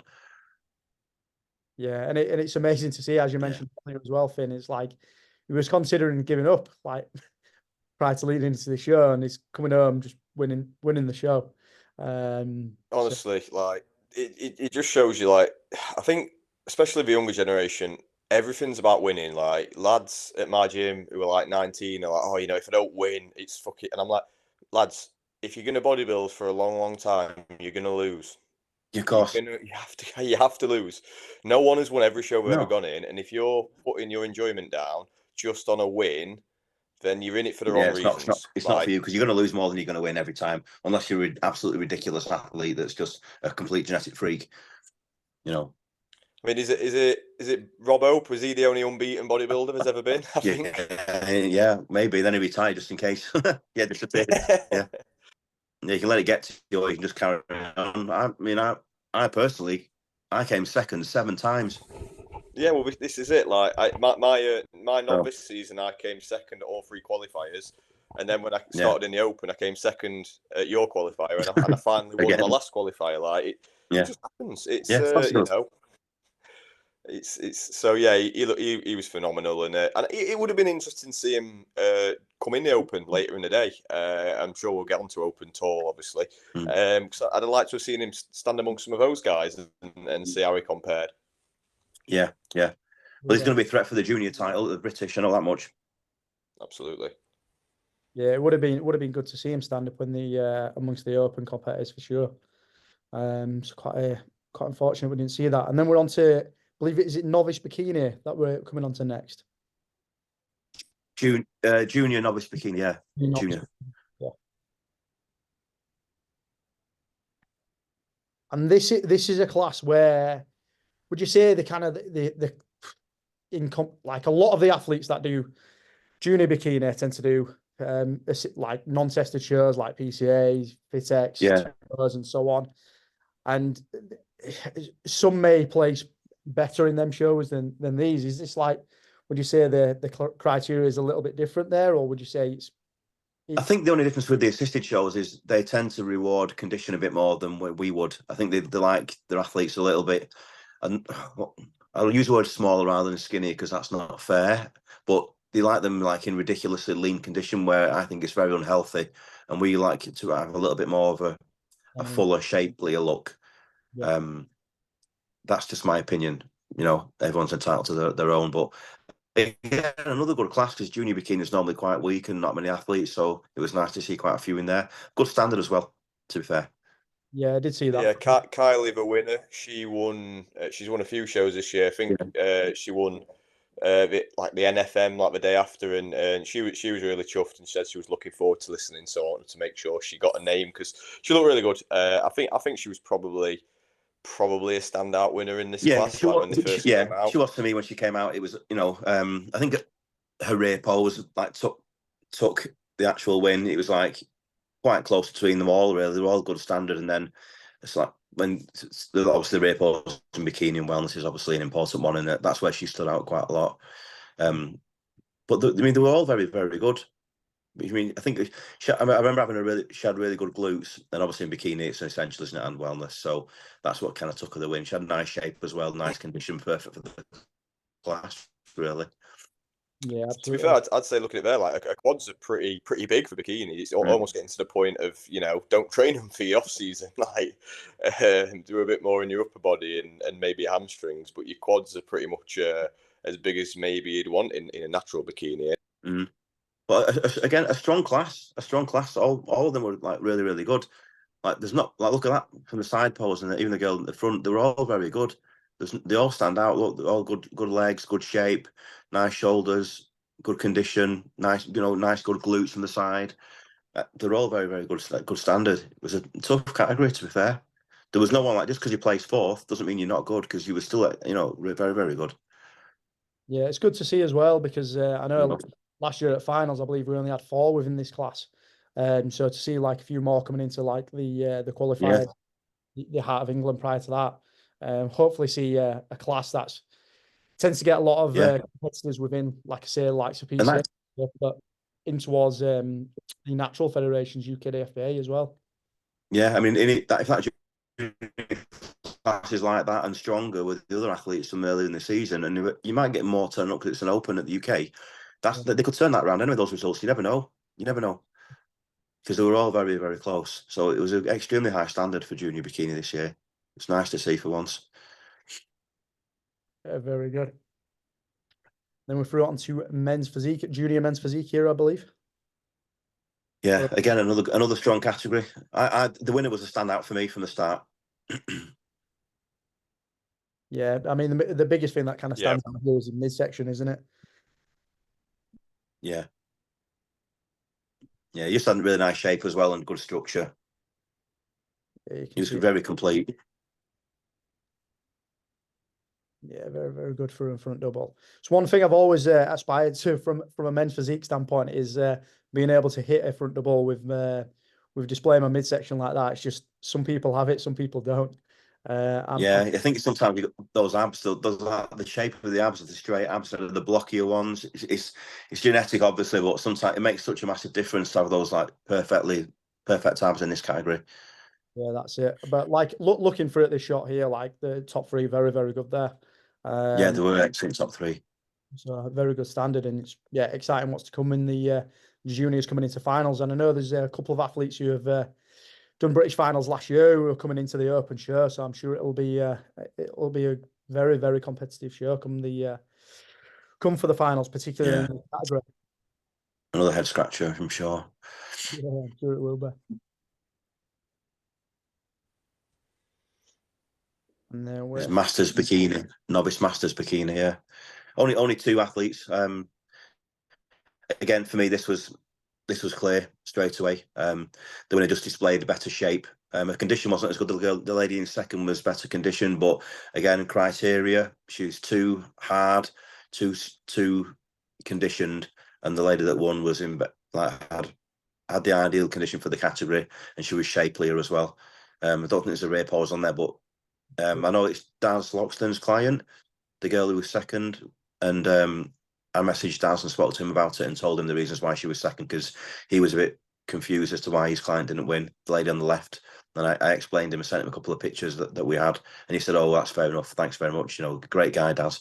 And when I told him the reasons why, he was like, "Yeah, you're right. I understand completely." She didn't open her back up, the girl in second, and she was, too slim, too much condition, not as good a shape, and didn't pose as well. And unfortunately, I don't know if you guys can see or what your opinion is, but her bikini was really distracting. It wasn't a good choice for a stage bikini, in my opinion. And that's, in those categories, it does make a difference. Yeah, I mean, it's not something I've kind of like had to look at or go through as much as you will, obviously, like judging through from these categories. But yeah, a little bit kind of off-putting from there. But biggest thing that stands out here is like conditioning standpoint, and as we've discussed before, it's not what you're looking for within this class. So as much as you'll get rewarded for it in certain classes. Just know the criteria, really. Exactly. Reiterating the same thing. Pretty But much. yeah, if you look at the picture of her, the winner there on the left hand side from the front, it's more clear from the back as well. She had, she was wider at the top. She had better shape and structure.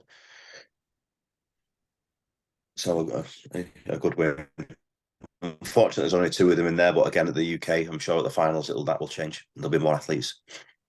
Yeah, hopefully so.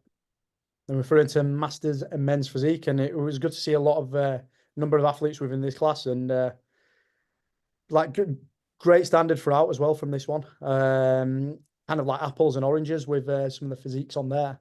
And I'm sure like there's one that I mean, for me, I've seen the standard be better than this.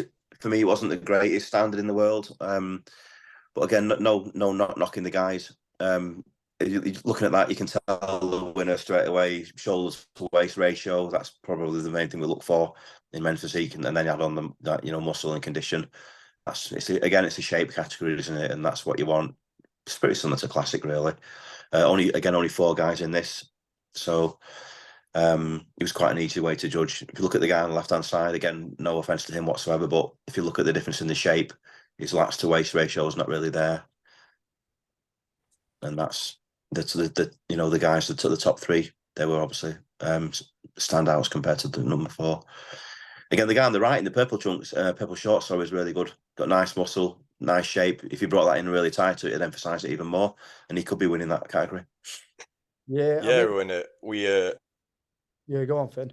So I was just going to say, Luke, because obviously my client was in this, so Stephen, he came second, and he'd be a lot older than, because he's actually 54, so he'd be Grandmaster actually technically. So when we were pumping up, the guy in the purple, the bigger guy, I think his name's Ben. He was a big lump, and I thought he was the main threat. And then Azif, who ended up winning, was just a bit more conditioned, a little bit harder.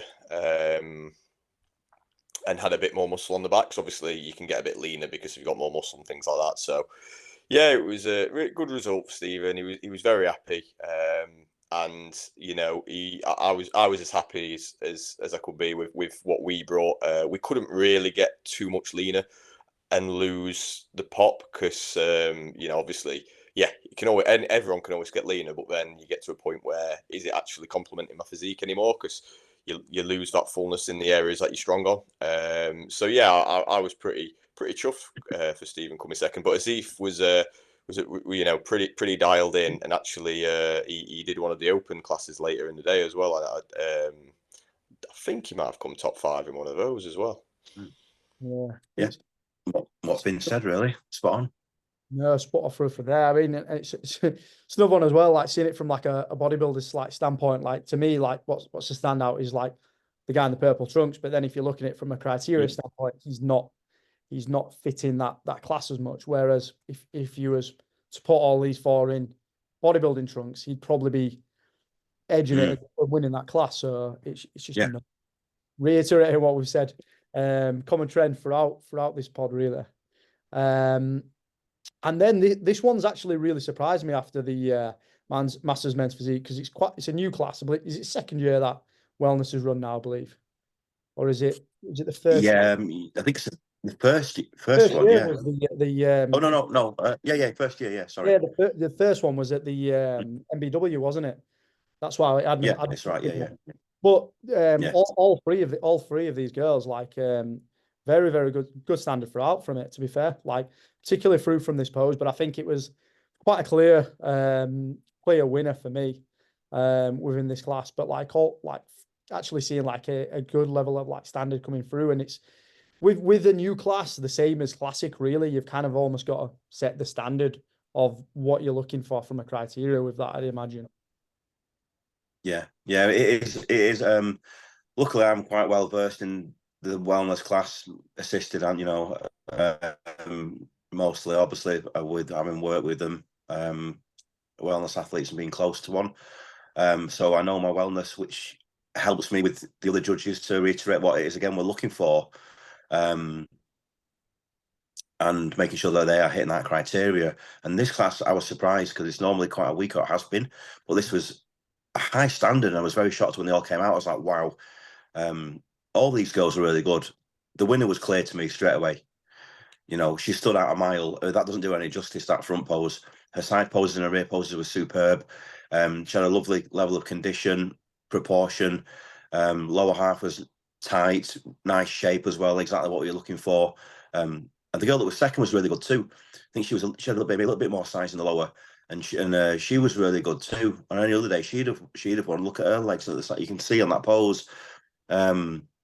A little bit taller, so obviously a little bit more mass as well. But the top two were really, really good. And the girl in third was no slouch. She was very good as well. I'd like to have seen a little bit more size in her upper body. I think she over-dieted a little bit maybe, or maybe didn't have the size. But a lot of wellness athletes think that they shouldn't have to train their upper body or not train it hard. But you do. You still need an upper body. You know, it's more of like a little bit bigger than a bikini upper body, I would say, in my opinion. And the lower half of maybe a bodybuilder, female bodybuilder. And the condition in between, you know, want a glute ham tie-in from the rear, and they want to see that as well, more than bikini, you know, and then from the front again, separation in the quads, so a good level of condition in this class as well. So all three were really good. And I think Annya is the winner. Yeah, she was excellent. And again, I've not seen a natural wellness girl that looks like that. I've not seen many assisted wellness girls as good as that. I'm not going to lie to you, especially amateurs. So she should go quite far in this category if she chooses to compete at that level. I think she's going to the Europeans because she won the Open as well, didn't she? Yeah, she won the Open, won the overall as well. She was very good. Yeah. Really she was just again like Lucy in the figure. She stood out a lot, a mile. And I don't think she'll be beat. I'll be honest with you. I don't see a wellness athlete beating her that's natural.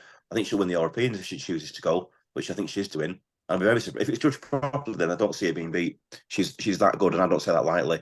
I know my wellness girls, I know when someone's really good, and I'll tell them. And she was superb. I don't know what you thought, Finn, because you were there, weren't you? I completely agree. Obviously, she ended up taking the overall and winning the Open, and yeah, stand out. Like and like you, like, because it's a new category, and you're always gonna have teething problems. Like you might have thought, you know, with especially being novice, that the standard might have been maybe like one good and then two, you know, not so. But all three were really good. But like you say, Annya was really, really a standout. And like you've said, you know, a few people kind of thinking, God, you know, is she definitely, you know, natural? Because it's, she looks assisted. She looks on a level of assisted. She's that good. And yeah. So credit to you. Don't take that wrong, Annya. We're not saying that in a negative way. Yeah, but if like the girl that was second could have won this all day long, and she'd have won any other show if Annie hadn't turned up. She was that good as well. And even the girl in third, again, just unfortunate. So yeah, all three athletes really, really good. Good standard. Nice to see. Hope the finals will bring some more out of the woodwork, and that'll be a good competitive class as well. But going forward, what a great future for Annya. Yeah. Yeah, very good. And like having a great separation in the midsection as well. Like just very, very well balanced. But well, I'd say balanced with a pinch of salt, because probably say it's one of the only classes where you balance is kind of swayed a little bit, and a bit more muscularity in the lower half, really. Well, she's got an upper as well. She's got a bit, you can see the like her upper development, and in a back pose you can see her back's developed as well. So she has got some muscle in her upper body as well, and that's what we want. It's not just the, you know, obviously the lower's got to be bigger, but you do need some upper body development too. Yeah, absolutely. Unfortunately, no back poses there for that. We'll have to mention that for next time, particularly in the female classes, wellness bikini. Then we're through. Is this Novice bikini? Yeah, Novice open bikini. Yeah, this will be open bikini because it's the overall after, isn't it? Yeah. Again, a really, really strong top five. Finn, I don't know what you thought about this category, but all those girls are really, really good. Yeah, it was properly impressive for a novice lineup. One of the bigger classes of the day, and really, really good. And again, another one where I looked and thought, yeah, I wouldn't want to be judging that, because there was a couple of girls outside the top five who probably on another day you think, you know what, I'd have fancied my chance at getting a top 2 or 3. So yeah, really, really good. And as I say, there's a lot of really, bikini's always been popular, but it's getting more popular now, isn't it? And it just brings more talent through. And yeah, as I say, it was actually Kylie, and this, sorry, I got it wrong, Kylie. I apologise. Kylie won this category. In the junior, it was Jodie, so I apologise. So yeah, this was Kylie, and really, really good. She's really good and won a few shows outside of this one earlier and after this show. She competed the day after. So apologies, Kylie. But yeah, looks really good. And I think, for natural bikini, she's a very, very high standard. But this top 5 was good. So whoever was placed in this top 5, girls, all of you, credit to you, because that's good placings. Yeah, I mean, even the girl in 5th on the right hand side, was she called? Was it Carmen De Rosa? Is that right? I think it might have been Carmen. If I'm wrong, I do apologise. But she was really, really good. I know it was her first show, and she was very nervous. And again, feedback-wise, I've given that to her coach. She's asked me. She was very shaky, Finn. Do you remember on stage? She was very shaky and very nervous, and you could see it in her face and in her physique and in her posing. And it didn't help if she didn't have those nerves and wasn't shaking. Then she'd have presented a lot better, and she may have moved up those placings. It's normal, and it's that's what absolutely people that compete for the first time, male and female. It's completely normal. We take that into consideration. We'd never knock you down for it. But again, sometimes it just didn't help her on stage, which I'm sure the next show she does, she'll have sorted that out. It's not an issue. But all these girls could have switched positions. The girl in 4th, was it Rosie Davis? Another excellent physique, great bikini girl. Again, good condition, good shape, good showing. The girl that came 3rd, I think that was in the green, Jodie, I think she's called. Again, I think she's competed before, or maybe she's done a show since. Yeah, Jodie, yeah, she's superb physique, great bikini girl. A little bit heavy in the quad, which you can probably see on that picture, or the top 3 pictures. She's quite heavily muscled in the quads. My advice for her going forward would be to train that lower half even more harder and heavier, and then maybe think about going into a wellness category. Just my opinion, because if she keeps going as she is, then she's not going to fit the criteria for a natural bikini. Absolutely. So it's a thought. It's just my opinion to her. If she sees this, I don't know if she will or not. But a great physique. Again, 3rd place. Sorry, I don't know if Jodie was 2nd, wasn't she? 3rd place. I can't remember the name. Was it Lottie? Lottie, yeah. Again, another great bikini girl. A lot taller than the top 2 as well. Nice shape, nice structure, nice condition. Again, potential could switch around those placings. And then the winner, was it Kylie? Yeah, I know she's won a few shows before and since. Just a very good bikini girl, really. Stood out from the start. Very good rear pose, high glutes, nice shape, nice presentation, and a good winner of that class. Yeah, I think rounding up a very strong class as well. Like it's particularly these top 5, as you said, as both of you said there, like all very high standard throughout. All got great shape, structures. Definitely agree with you there. Like the muscularity there in our 2nd place competitor there is pushing to be in that, well, as you said, wellness category now, whereas before I'd have probably said, like a few more years, give it, and you'd be pushing into figure. But yeah, that's definitely there to be had. But I think with particularly 1st and 3rd place, just very tiny waist, small waist, and wide delts and that shape, definitely rewarding in the placings that they have done on the day. And then we threw into our overall, and it was, as we mentioned before, just a clear standout of the, just fit the category very, very well. And this photo highlights the muscularity in the upper body as well. That's what I said. Yeah, yeah, very well muscled, very throughout. A lot of muscle in the lower half, but equally matched in the upper, and great level of condition, but not granite hard, and very, very good look as well. I think it even highlights it in a side pose. Yeah, I mean, what a standout that is from shape. That's the thing. That the side pose is what, again, it was probably their best pose. You can see it there. The shape and structures, great high glutes, big glutes. Decent quads, hamstring. She's not really missing anything. No. Yeah, whack that picture on the website and say, if you want to do wellness, take note of this. Yeah, Yeah, and then that, again, you know, Finn, you were there. It doesn't do it any favour. The photos don't do it justice in person. No, not at all. They don't. No, You know. They never do. Anyone that's actually been to a particular natural like bodybuilding show, like being there and seeing it in the flesh is just completely different, isn't it? Absolutely, yeah. Then we're going through into heavily muscled men's physique class here. I believe is this a novice still, or is it? Sure. Yeah, it's Yeah, this is novice. Open novice A.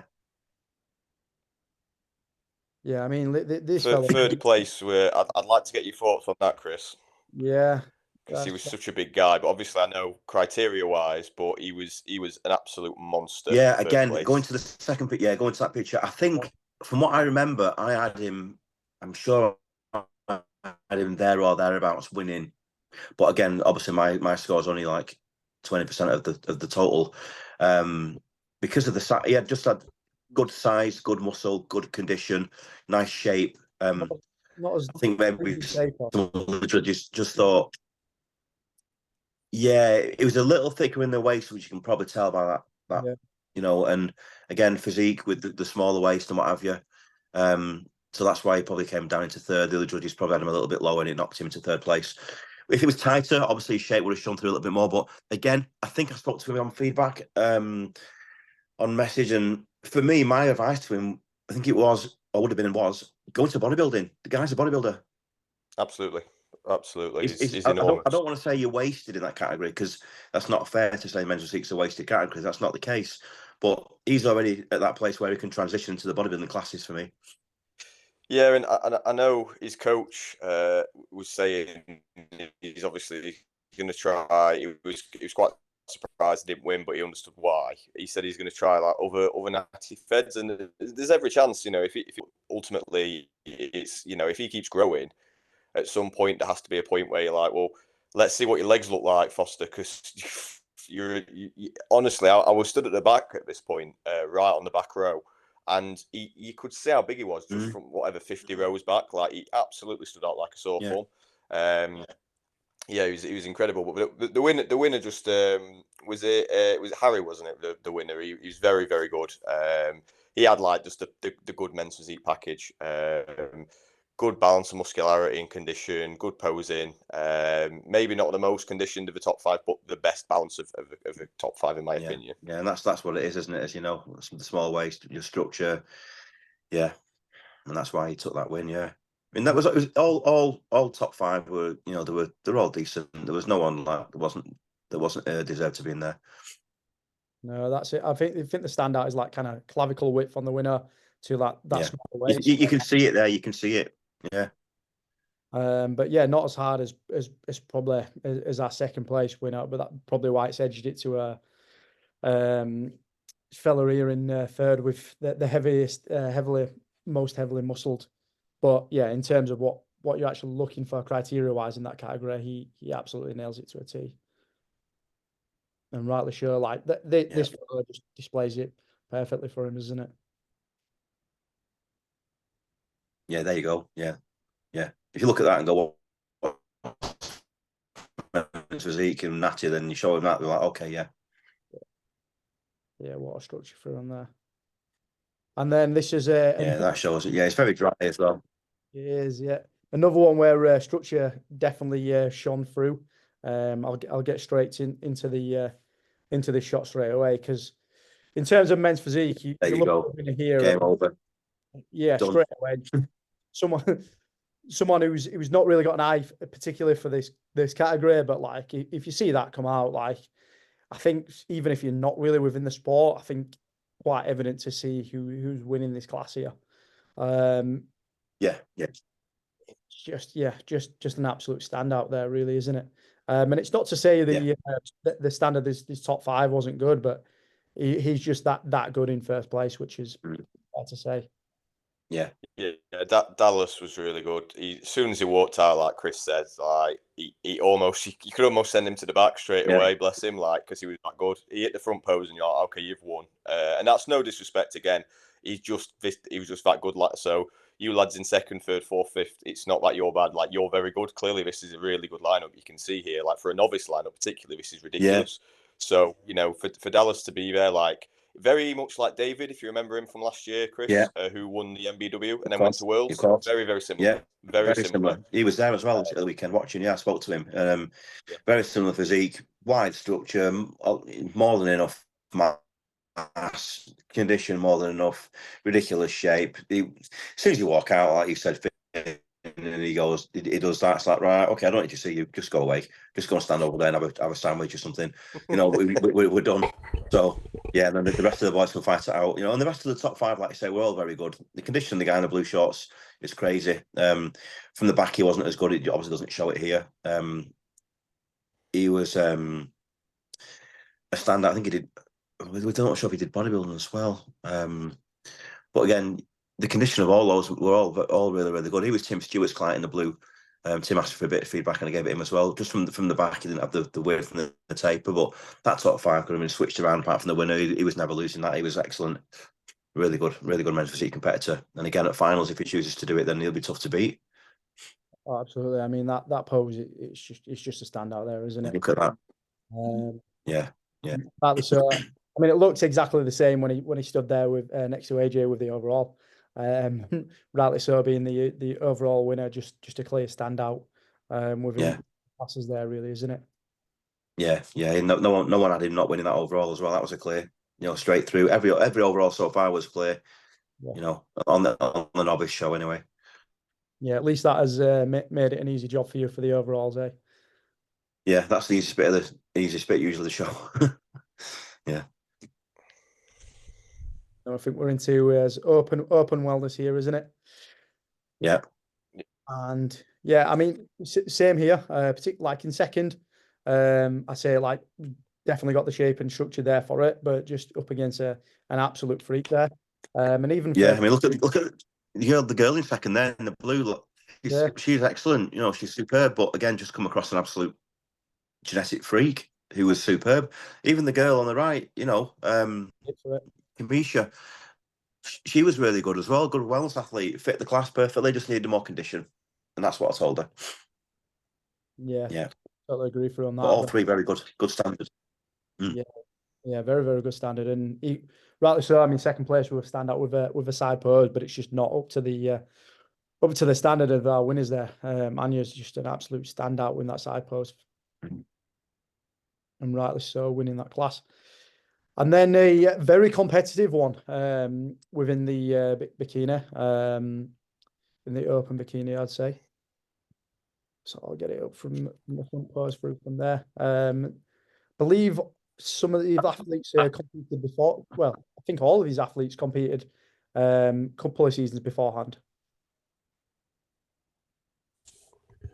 I don't think Lara, the girl on the right, has competed in another season. She's competed, I think, before this season.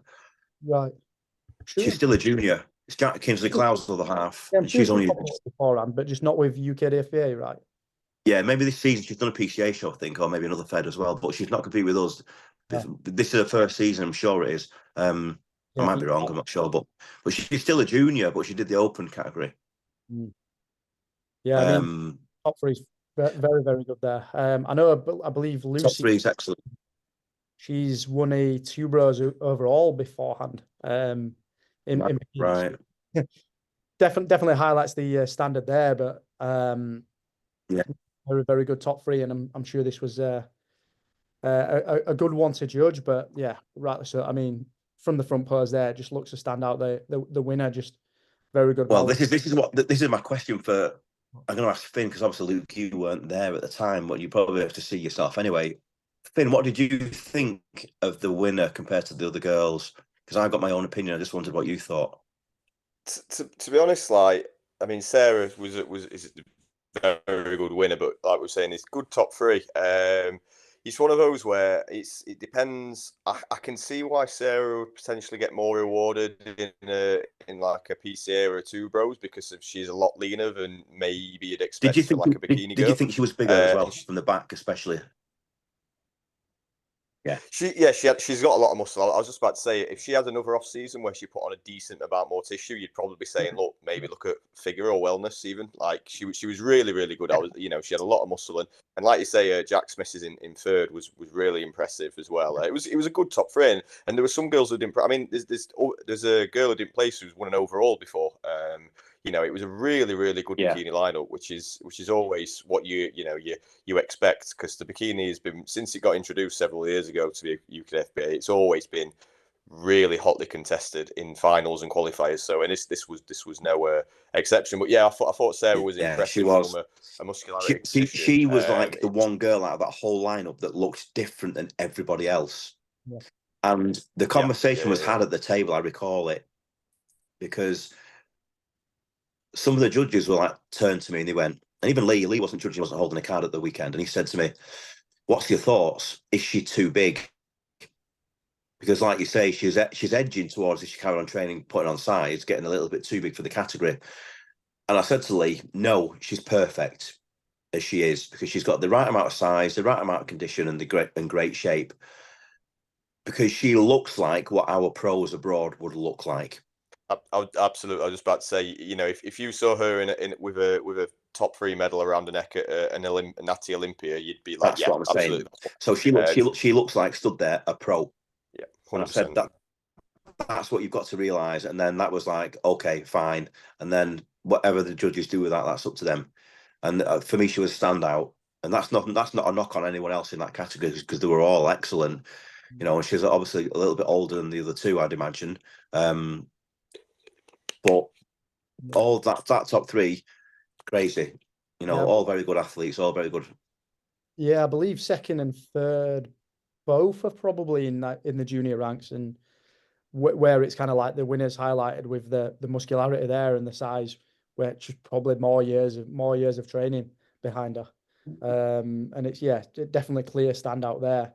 But it's as you've said, you'd be questioning at the table, is she too big? Is she just a bit too conditioned through for the class? But put her in a pro lineup, absolute standout. That's what you look for. You having that. I knew that would be the case. I knew the question would be asked. I knew the people would be thinking it on the left to right of me. I knew they'd be thinking. And I looked when I put him in my first call line. I put in the centre. I could see, and I thought, I know what you're all thinking. And then that's when Lee turned to me, even though he's not judging. He went, thoughts, and I went, she's a pro. And he went, yeah, she is. I went, right. That's how it should be judged. And then I think that's the importance of obviously having the obviously expertise and knowledge behind yourself to know you can categorize them that way and them falling exactly where they should be. And just having the rationale to actually back it up. That's the main thing, really.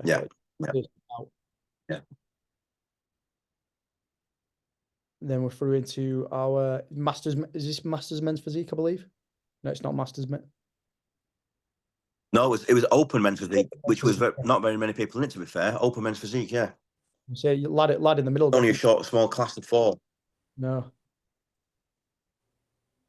it is, but definitely. Yeah, Joe VJ was the guy in the middle. Yeah, most pleasing instruction from the very good. Was there. Very, very strong. I think this is I believe Albert, who came second, Albert is definitely Masters, and he's a PCA pro, I think, from way back in the day when he used to do a muscle model, but I don't think we do it anymore, obviously. But Albert, really, really good men's physique competitor, so you can see how good Joe was if he's beating someone of Albert's caliber who's got a bit of a timeless physique, like he never seems to age. He's got a really, really young physique, and he won PCA Naturals at the beginning of the year as well. He won Masters Men's Physique in that. So this it was a really good top 2. I was quite surprised there wasn't that many doing the Open Men's Physique, because it's usually packed. Yeah, normally it is. Yeah, I mean, wrong, whatever. Mark in third. He's actually my client. Who I prepped him for this show this year, and he's a Masters guy as well. He's normally a Masters Physique in our federation. But he wanted to just test the water and do the Open just to see how he looked, because he'd done a PCA show like the week before and placed 4th out of 9. So he's going to go through to the final and do the Masters in there. I'm not sure if the guy, what's he called in second, will also do the Masters. I'm not sure, Albert. So then the 2 Masters in this category. made a good showing of themselves, considering it was only 4 of them, but 2 of them are like in the 40s. Yeah, very, very good there. I think the standout here, I see a slight, I say slight with a pinch of salt here as well. Slight similarity in this front pose to Jack Hattersley with that kind of front pose, with the way he's kind of like twisting and hitting that in our first place winner there. But yeah, I mean, to say that these two in second Twisted around, yeah, twisted around from there, but second and third for Masters competitors, very, very good standard there. Great condition, great muscularity. yeah. It's a little bit disappointing. It's finished out a lot. Yeah, it's normally one of the most stacked. I'm not sure what happened. I don't know if they're all waiting for October. Maybe they are. I don't know. Maybe so. Maybe so. No, it's summer, isn't it? So not so sure for on there. Yeah. And then we are through into our figure class, and yeah, no shock. We see Lucy appear again. Second, Vita taking the win through there. Just a phenomenal athlete. We've known this before. Obviously, placing very well at Europeans. But how did you kind of see them two kind of affair, Lucy and Vita, in that second to first place kind of like? I think it was. I mean, I'd love to see a picture of them now, like front on, just to see the comparison. They were both very, very close and very, very good. Obviously, Vita's, again, the way I look at Vita, she's another level compared to normal figure girls. She's like higher up than them. She's just got that structure that's like, again, the really wide shoulders, a tiny waist, and the shape, and and her condition's good. Obviously, that's why she was unbeaten last season and won the overall then. And I think if you're close there or thereabouts to her, then you're going to be some sort of athlete, haven't you? Because to beat Vita, it's going to take something special. I know she did the Worlds as well last year, and she stood out a lot in the Worlds, and she came third. When it was in Manchester, and I thought it was unfortunate to place third there, to be honest with you, against 2 older athletes. She wasn't as conditioned in the lower half this year than she was last year, but she was better in the upper half this year compared to last year. Yeah, I both thought size, shape, and condition. Yeah, I think that's one thing that kind of like stood out. I think she looked a bit like from midsection upwards, like towards the upper body, just looked a bit sharper and a bit more muscularity there. She was bigger and wider. Yeah, she was wider. Her shape was better this year. She was tighter. Her lower half had improved in size a little bit, but she just was a touch softer. And she wasn't soft, but just a touch softer. Yeah, definitely. Like if she matches that lower half with the upper half, it's done. Yeah. Yeah. Two very. And Lucy just got to keep going as she is. She's only young. She's got. I think the big two very standout athletes who are very close to each other. So you never know. Yeah, I think the biggest thing. Luke, say that again. You broke up then. So apologies for that. Was Vita's, well, I'd say the lack of waste is what stands out massively through them, because like shape and structure wise, I think Lucy's probably more aesthetic from a structure standpoint, but just the actual taper of Vita is just like you can't look past it really. It's crazy, yeah. No, and it stands out to you as well. It's like wow, yeah. Yeah, definitely. And very, very good poser as well. Both very good posers, but Vita poses very well as well. So, yeah. Yeah, definitely. Yeah, I've got to just chime in. Like I remember at the NBW last year, like Vita was where Lucy was obviously at this show. It was her first ever show, and she stood out, and we were like, everyone in the audience was like, "Is this a season pro?" We're like, "This is the first timers." Remember? It is the ringer, yeah. She was fantastic, and I agree. I think she could have placed higher at Worlds as well, because me and Luke were both there, and she was fantastic. So this is only a third ever show. Yeah, forget that. Yeah, you forget that. So if she's holding a bit of condition for the British, I think she's going to be exceptionally dangerous. Yeah, very good. I mean, that just highlights her posing and physique there in that shot. Like, just phenomenal athlete. Yeah. Zoom in. And then just going to pee break this. I'll let you two go into this class with Ali being the winner of this class as well. Yeah, lady, this was Open. Ali, who's a British champion before, isn't she? She's won a British title in this version of the class, and placed really highly in many different shows, qualifiers, finals. The other half of Mark Willits, who was the first ever British classic champion with the UKDFBA. So it's they run out of trophies in their house a lot, I imagine. Yeah. She's a really good physique competitor. Probably again, the hallmark of, in my opinion anyway, of what a physique competitor could be. And like you were saying earlier in the show, Chris, like her, amongst many of the people who are going to be doing finals, physique is going to be probably the class to watch, and a real not miss for finals. So if anyone's going to finals, don't pop outside while ladies' physique's on, because it will be probably the class of the day. It's going to be a very competitive class. Which is because we've got people coming back as well. Do you know, Damo's client Barbara's coming back to so Barbara's really good. So there's already, on top of those three that I already know, then there's Ali and then Barbara. There's five, the potential top five finalists who have all placed and won shows, plus whoever else turns up. So it's going to be competitive, that class. But again, Ali knows. I've spoke to her. Her and Mark are friends of mine as well. I gave her feedback as well. She messaged me about that, and it's a case of just getting tighter. That's all it is, really, especially from in the lower half, from the back, which she knows to be more competitive, and she knows how to pose. She knows how to present herself. And again, this top three was competitive. It was a good top three. So to take that win was good for her. So if she continues to improve in another 5 weeks' time, comes to the finals with more condition, then it's going to be interesting. You never know. Absolutely, and Sunita in second was really impressive. I think this is her first, not first ever show, but like first ever show at this level, and she really stood out. Yeah, and she's actually a Masters competitor as well, I believe. So fair play, because she's in condition, nice. Look at her lower half, her quads as well, especially stand out, big shoulders, nice and wide. Really good. Because the other Finn Kelly is her coach, and I remember he shared her a while back on his page. And I was looking like, because she was asked for assisted. Really lot of muscle.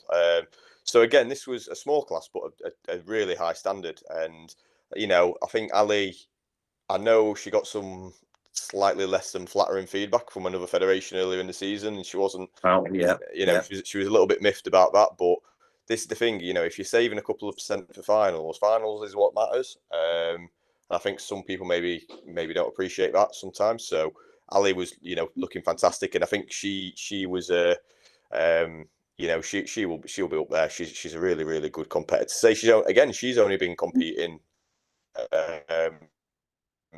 This is only a second full season, I believe, because I think 2022 when she won the British was actually a debut. So she's quite a baby still, really. Well, I think she's what I like about Mark and Ali is they're not deluded. They're very down to earth. They know the standard of each category that they compete in.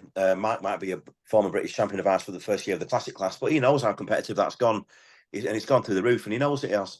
So to try and come back and try and reclaim your title or place high in your category with Ali, they've got no delusions that that's going to be extremely difficult. So where they land this year, for us, Finn, to watch that, obviously I'm going to be sat there judging it as head judge, and you're going to be sat behind me. It's going to be interesting for us to see as well, Well, absolutely, and we had Mark on earlier in the year, and we were talking about the mentality going in as returning British champion, and he was saying much the same as you. Like, he could be better and come fifth at finals. And can you be? Are you upset at that, or are you happy with that because you've improved? But it just shows you that the standards improved. Exactly. And you take a year out, and the standard goes 2 years further ahead of you. Like sometimes, so you've got a target on your back as the British champion. And I think people have an expectation of you when you return, but ultimately, it's about if you improve in yourself, that deep down, and your coach knows that. Like that's all you can control. So. Mark is very pragmatic in that way, and he's a top bloke, and Ali's a really nice woman as well. So it's nice to see nice people succeed as well. Yeah, of course. Yeah, And absolutely. then, well, Luke obviously he's back now. Yeah, no, I think you've rounded that off very, very well. Like as we had Mark on at the start, like and Ali's exactly the same with her kind of mentality. Like she know, like the standards just growing within the sport. So to come back and like retain your title, it's not you've got to just it's not just about like coming back a little bit better. It's like you've got to massively leapfrog in progress just because the Yeah. other athletes are progressing in that same level. So I think it to actually do that is like credit to you if you're able to do that as an athlete, because yeah, that must be some improvement to be able to do so. Mhm. Yeah, but like as we say, like the biggest thing is actually progressing as an individual yourself as an athlete rather than just placings. Coming on to classic now, and yeah, there's definitely it's nice to see within the Open Classic some classic competitors, as it's fair to say, within this top three anyway. Yeah, this was some class. The next, not the next picture is probably a better representative of the guys. At first, for me, I think these three were my first three in the call out, in the first call out. Very, very close. The guy on the right, Luke, I think you were and Finn were there at the BNBF. He won the BNBF Classic, didn't he? Mm. Yeah, To like the Northern. Yeah. And he had a really nice classic physique. Yeah, great physique. But then the lad on the left in second place, lovely structure, lovely shape, extremely classic, and really good physique again. And then Sonny, the winner, obviously, Sonny. yeah, come back. He's competed with us before, and again, look, you can tell. Look at his tan probably helped him a little bit more. The two a bit lighter, which sounds a bit crazy, but tan does make a difference. And he was sharp as he was rock hard nails and a really good classic physique as well. Posed really well. So it could have gone either way for me with the top two especially. I think third was a definite third. He was third all day long, but the top two could have switched. So I wouldn't have had any complaints about that, to be honest with you. I think the lad who was second was Jack. a little bit more, maybe a little bit more classic. That's just my opinion. But yeah, either way, I had no complaints either way about that. Yeah, Jack in second is very classic, and he's won a 2 Bros overall earlier this year, so it just highlights where he's held in that regard. And he's only just come out the juniors, so he was junior in 2021 when Adam was in that junior class as well. He actually beat Adam on that day, but we all know that wasn't Adam at his best potentially. But yeah, Jack's a really good classic guy, and this was a really stacked class. Like a couple of the lads who didn't even place, like Morgan, I know of him quite a bit, and he's a fantastic classic guy. He didn't even place in this, and a couple of guys, and who like in any other lineup are probably winning any show. They couldn't even break this top three. Like it was a is that Anthony Campbell Jr.? Yeah, he did the short bodybuilding as well. Yeah, and I'd like to go on to him. He won our classic last time, didn't he? He's won one of our shows in classic. Novice. no, not Novice back in 2021. Yeah, was it? Yeah. And he was. I felt this time around he wasn't in condition. He wasn't conditioned enough to be challenging, and that's why he dropped down the placings.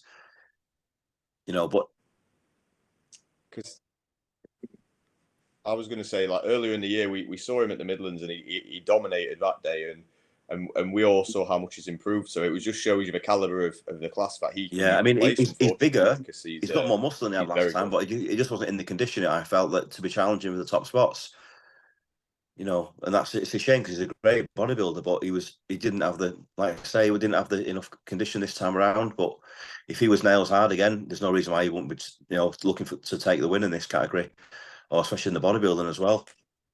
Yeah, and shout out to Sonny because he's improved immensely. Yeah, he's a different bodybuilder, completely different bodybuilder than he was. Yeah, outstanding. Yeah, very, very good.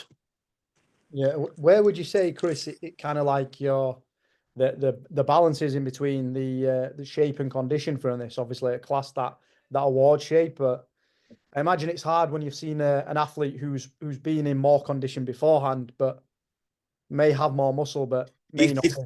It's not that. It's not that. Oh, I'm going to mark you down because I've seen you harder in the past. I'm only judging on that day. I'm not judging you from what you looked like before. So, like say Anthony, as an example, he just wasn't sharp enough to be contesting those top places. Yeah, and I do feel like he is more of a bodybuilder than he is a classic guy, as well. Yeah, yeah, that's just my. agree with you there. He's got a lot of muscle, hasn't he? I know his previous classic win was with it was with the BNBF at the Midlands. He's definitely got good shape, but he's a bodybuilder in my eyes as well. Yeah, same. Again, that's why I think other federations, this is my opinion, I'll stick to it. I don't care if it's controversial, so be it. I don't think that a lot of them know how to judge classic correctly. Yeah, I agree with you there in some of the placings, particularly from last year. What stood out to me was even when Jack Kingsley Clough wasn't exactly in rock hard condition, but still the most classic out of him and Corey, in my eyes anyway. He came second there, and it's like to me, and I think a lot of people, it's like the shape would win the show. Yeah, there's a lot of arguments to be had with that one, I'm sure. Yeah, it's controversial, but again, that's for people to, I'm not going to sit here and argue with people over the internet about it. We'll be there all day, but it's just my opinion. Yeah. So. Yeah. And Sonny there definitely stands out with the dark tan. So it's evident. Yeah, you're hearing it from the head judge that get your tan sorted, get it dark, and it's definitely going to pay you favors for sure. Yeah, these little things, a little bit of tan, good tan, presentation, posing, professionalism, it goes a long way. So just bear these things in mind. Yeah. Open bodybuilding female, yeah. And this was ridiculous. The winner was outstanding. I've never seen anything like it. She's probably the best female bodybuilder I've seen in quite some time in a natural federation. She's superb. Yeah, Becky, fantastic. She won the overall in the BNBF earlier in the year, and she almost looks like she's bigger from that, since she's grown. She's Dan Sutcliffe's client again, and I put on a post that we posted the other day, some of the biggest quads I've ever seen on a natty female, enormous legs, huge legs, fantastic arms. Just one, I think I have to agree. One of the best bodybuilders, I think, the UKDFBA has probably ever seen. Claire, who's now a pro, is up there, obviously. Even Leanne, who won the MBW, we've had some really good ones, but I think Becky can hold her own amongst those. She stands out a lot more. She needs to change that post. Don't get me wrong, but she's superb. She's not got a weakness. She was so good. Yeah. And she stormed the overall because of that as well. Yeah. She fit the criteria perfectly. She was just outstanding. Yeah, just unfortunate on the day that Ali picks two categories to see where she fits. She's more physique than she's bodybuilding. It's very close for her, but I just said to her, I think I prefer you in physique. Stick to that, go for that. She prefers bodybuilding, but I always try to say to people, don't try and fit a square peg into a round hole. Stick with where you belong. And I'm if you want to ask me, I'm the head judge, and I'll tell you I don't normally get it wrong. So my advice to Ali is, like I said to her, stick with physique. She could be a bodybuilder, but then you're going to come up against people like that, and then it's like, oh, okay, yeah, go back to physique. Yeah. So, and Flick on the right hand side, Flick's been off for years, and she's come back this season. Fair play to her. Unfortunately, she was just a little bit out of condition, and ended up in third place, which is it's not. She shouldn't be too disappointed for a comeback show, but obviously she's come up against someone that was outstanding, and Ali as well, who's also seasoned. So, yeah, a good top three. Winner, like I say, ridiculous. Yeah, very good top three. She was. Go on, Luke. I was just going to say, yeah, very, very good top three, and winner is ridiculous, as you've said, but huge improvements made by Ali, I believe, in terms of muscularity, but in terms of standing out from one class to another, yeah, it's evident in physique, in athletics, stands out a lot more. But then if she wants to do bodybuilding, you've got to accept that you're gonna come up against freaks like this, and that's like we said before, Luke, this is the example of am I physique or am I bodybuilding? Well, there's the winner who's bodybuilding, and there's the winner of physique. So which one do you think you are? Well, I'm obviously not bodybuilding, am I? And that's the difference. That's the perfect disparity between the two. Yeah, absolutely. I think all three of these athletes, like, just great standard, but muscularity wise as well. But this, I mean, Two Shots like display it very well. Like, I've not seen anything like that in, like, particularly someone's like a female bodybuilder's upper body. I don't think I've ever seen it before. So yeah, great athlete there. I've never seen that. And yeah, rightly so, taking the overall from the women's bodybuilding. Very, very good athlete. You can there. see, yeah. I mean, Yeah. that was split. To be fair, the overall was split. I think there was a couple of votes. It was like a 3-2 for the bodybuilder. So I think I actually had the bikini girl winning the overall. Yeah, personally. Yeah, looking back to the bikini girl, Yeah, she was. All the female open winners were fantastic. Like pro level, all of them were. It was great to see. Yeah. It really was. It really was. Yeah. And I think we're going to get a little bit more of less discrepancy as we're going through the classes for the overall now. No straight solid sixes, especially. Well, we'll get into the men's bodybuilding, the short class here. And what? Jesus Christ! What top five this one? Yeah, this was. I mean, this was crazy. This was crazy. Yeah. I mean, go on. I'll let you got your Finn. What you were sat there. What do you think? Honestly, hand on heart, like this may be one of the best. I'll call it a qualifier. I know it wasn't a qualifier per se, but qualifier men's bodybuilding class I've ever seen in nearly a decade of going to these shows. Like literally, in terms of a non-British final lineup, like this is the best one. Agreed. Like there's some guys not in this top five who could win a British on any other day. Yeah, all day long. They'll be sat at home or on the drive home, probably considering their career, thinking, "Oh God, where am I?" But this was how good it was, and I put it on Dan's post, and a few of them comment on it who were in this top five. You know, I'm not afraid to say I watched this and was like, "Is it worth me coming back?" Like, you know, this is the level, and you know, this top five was about as good as it gets. This is a world top five. All day long. Unbelievable. Yeah. Wow. Yeah. I mean, like you say, there was guys in this top five. I mean, out of that top five, do you think? You know, again, well, let's go. Anthony Campbell Jr. didn't make top five in bodybuilding. Guys stacked with muscle on muscle. Again, if he'd been more conditioned, he might have broke into it. That's just my opinion. he could do it at finals if he decides to do that. Also, our top five, Yanis. Yeah, Yanis. Masters guy. Unbelievable. Like, he looked the best he's ever looked. I think his condition was probably, if not there or thereabouts, the best in that class. He was full. He looked ridiculous compared to these guys. He was just outside that top five in sixth place. You know, and that's a Masters British silver medalist. He's second best Masters in the country, and he didn't crack that top five. You know, scary top five. And there's two guys already, Anthony and Yanis, that in any other day would be walking away, you know, placing in that top five and coming away with a trophy. Sonny was in that top five. He broke into it, you know. Is it fair? And he won the Classic. You know. Sorry, go on there, Chris. I wasn't at the show, but look at the images. Like, Sonny looks like significantly sharper within this class than he did at the prior class in Classic. Is that fair to say? Was that? Yeah.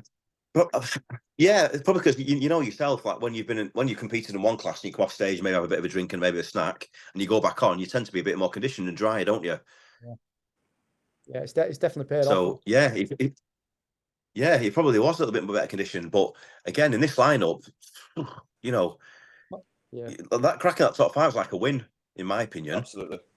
Absolutely. Like, on any other day, just to like run it through, like you've got Dan Sutcliffe, who's won a world's title and several overalls and a British title.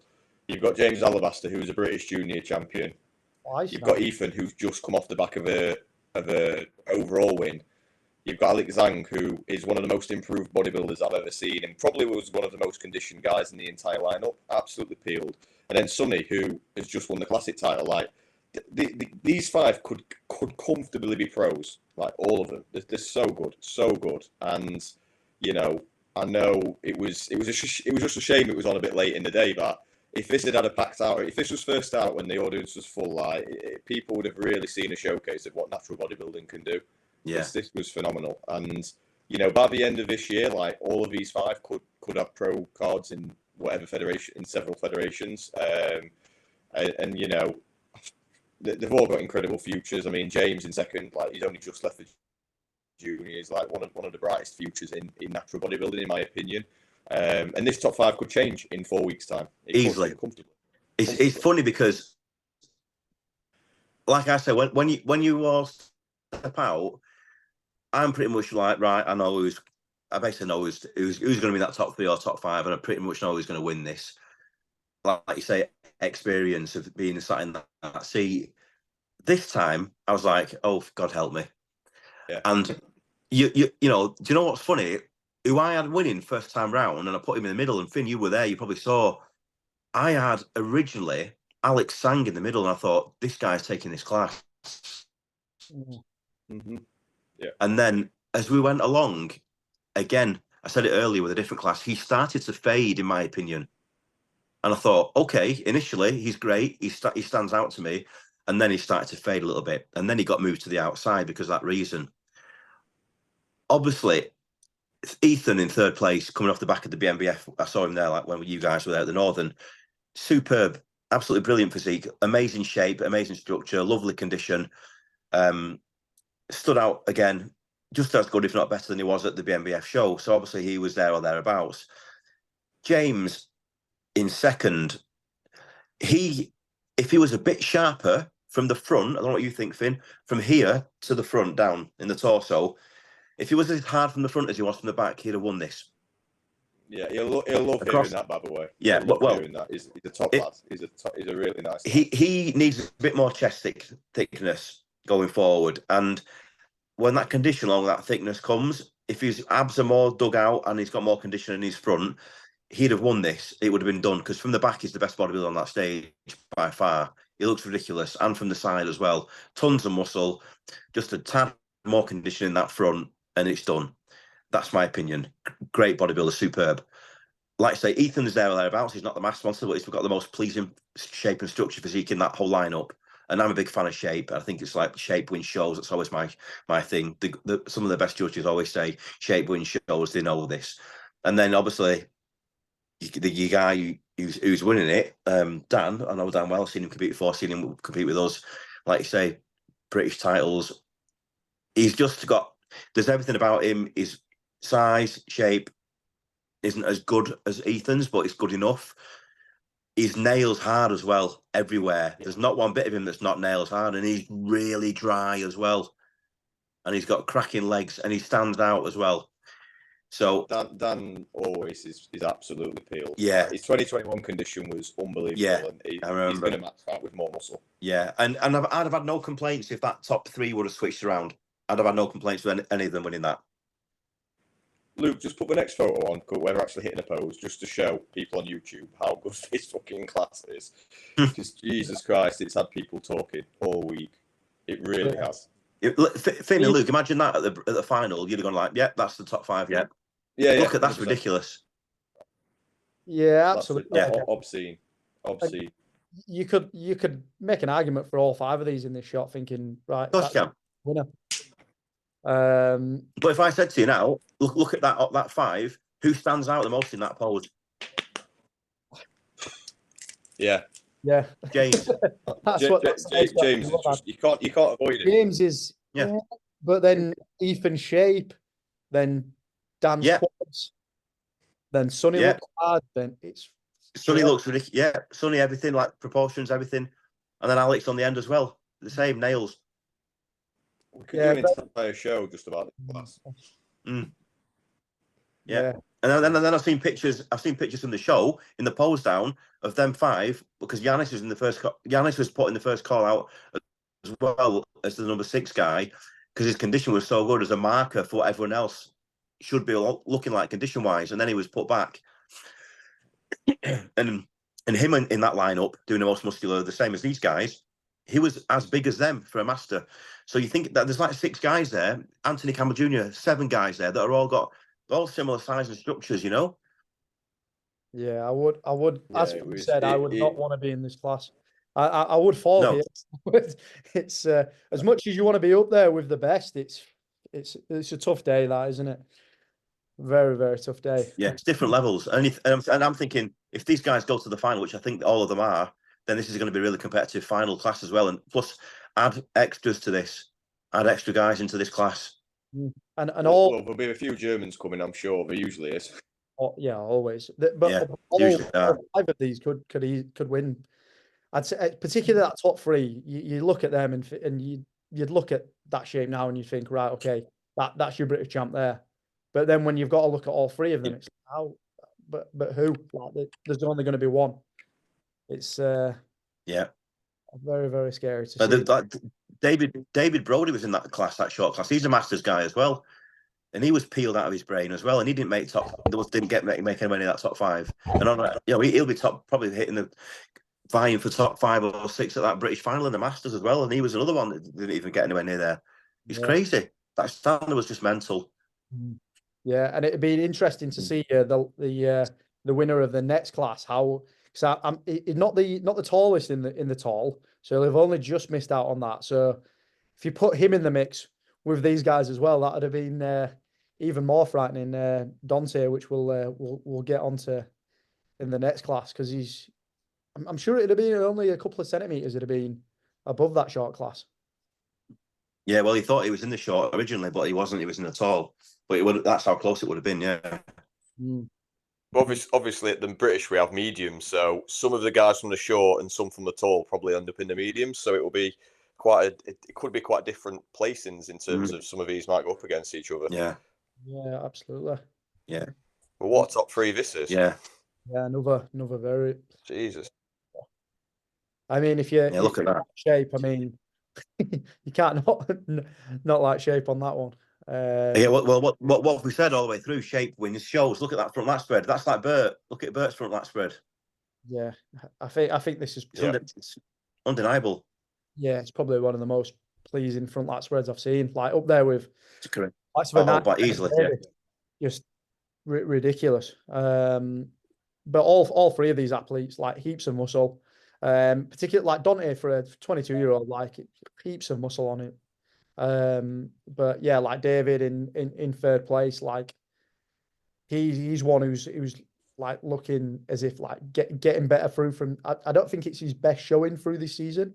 But yeah, it's evident that he's muscle throughout. Yeah, Darren, is it? Yeah, they say Dave. Yeah, Darren. Apologies on that one. But yeah, like this top 3, just heaps of muscle within this class, and that's what's expected really in the tall class. Like, it's open bodybuilding, it's going to have like heaps of muscle from these guys, and it's clear to see with these 3 athletes. But an absolute standout with Donte, really, because that shape, his condition, his muscularity, it's a fantastic balance of all 3, really, isn't it? Yeah, you nailed it there, Luke. Yeah, that's why he took the win, basically. Yeah, shape, structure, nothing missing, everything in proportion. Add muscle onto that and condition, and it's game over. You're done. It's interesting because Donte is doing the juniors at the finals. He's not doing the tall category, not doing the open. Yeah, well, I think there's probably a few people breathing a sigh of relief in the open because, and maybe a few juniors crying because, I mean, I put on his post. I don't know about you, Chris. You've seen a lot more than I have in terms of over the years, but I think he's arguably the most complete junior I've ever seen. I think that's in my opinion. Yeah, I'd be hard pushed to argue with you there, Finn. I mean, do you know what though? It would be interesting to put Donte next to Bert, which that will be at the finals anyway, and then add what's he called from last year, who won the Southern and won the British juniors? Sam Lowe. Yes, Oh, Imagine yeah. that for it, those three next to each other. Yeah. That would be impressive because Now you talk. Sam was a That's freak. I think yeah. Sam's So more of a big. He had just a ton of muscle, whereas Donte, obviously, this is just shape. This is literally like you say, you're building someone in a lab. You build Donte. You just do. Yeah, of course you do. Shape again, but how interesting would that be if he was stood next to, like, in between Bert and and Sam? Yeah. So yeah, who knows? Who knows? But yeah, you're gonna struggle to be beating him at finals in that junior class. Bert will give him a run because he's so big as well. So that's going to be interesting to see. Yeah, again, a class not to miss. Not a class not to miss. Yeah, And that opens the tall class up as well because the top three in there were really good. Like Daniel, Darren, excellent bodybuilder. I gave him a little bit of feedback. If he gets a bit tighter, then he could be challenging. Increase his posing could be a little bit better. Can't get his lats out on one side there, so he needs to work on that a little bit. The guy in second place there, thickly muscled, big quads. Look at his lower quad there, stacked full of muscle. We know we've got people coming into this finals as well in this tall category. Theo's going to be jumping into that mix. Yeah. So it's going to be interesting, you know. I think all three of the open classes are going to be, world level. I think they are because it's not going to be one. You don't want to miss it. No one should be missing these open classes. You've got Jordan coming into that either short or medium class as well, and we all know what Jordan looks like. Yeah. And just to shout out, like, a couple of guys who just missed out, like Ryan Sapstead, he's placed top 3 Ryan. Fantastic bodybuilder. Superb physique. Yeah. Steve Reed, he's been around the block. He's been competing for years at open level. He's a highly decorated, open. Exactly. Another one. He missed out. Yeah. Anthony Sidrick, he's actually a Masters as well. So he's one of the best Masters I've ever seen. And yet he missed out. Like, this is how good this class was. Like, shout out to Craig in second. He competed last year and he's improved immensely in just a very short off season. So fair play to him for just a quick turnaround and to improve so much. Yeah, well, Brandon Manley as well. Manley's competed a few times. He missed out on that. Another nice, really good shapely physique bodybuilder, just outmassed and a little bit of condition needed. But again, like the short class A and B, they're both stacked classes. And it finished the show, and it really just it left such a mark. Everyone driving home would have just been thinking of those two open classes, thinking, "My God, like, this is the levels," like you say. So, I think in years gone by, particularly when I first started watching and competing myself, like sometimes in the open at the British, you might even have like 4th and 5th who were okay.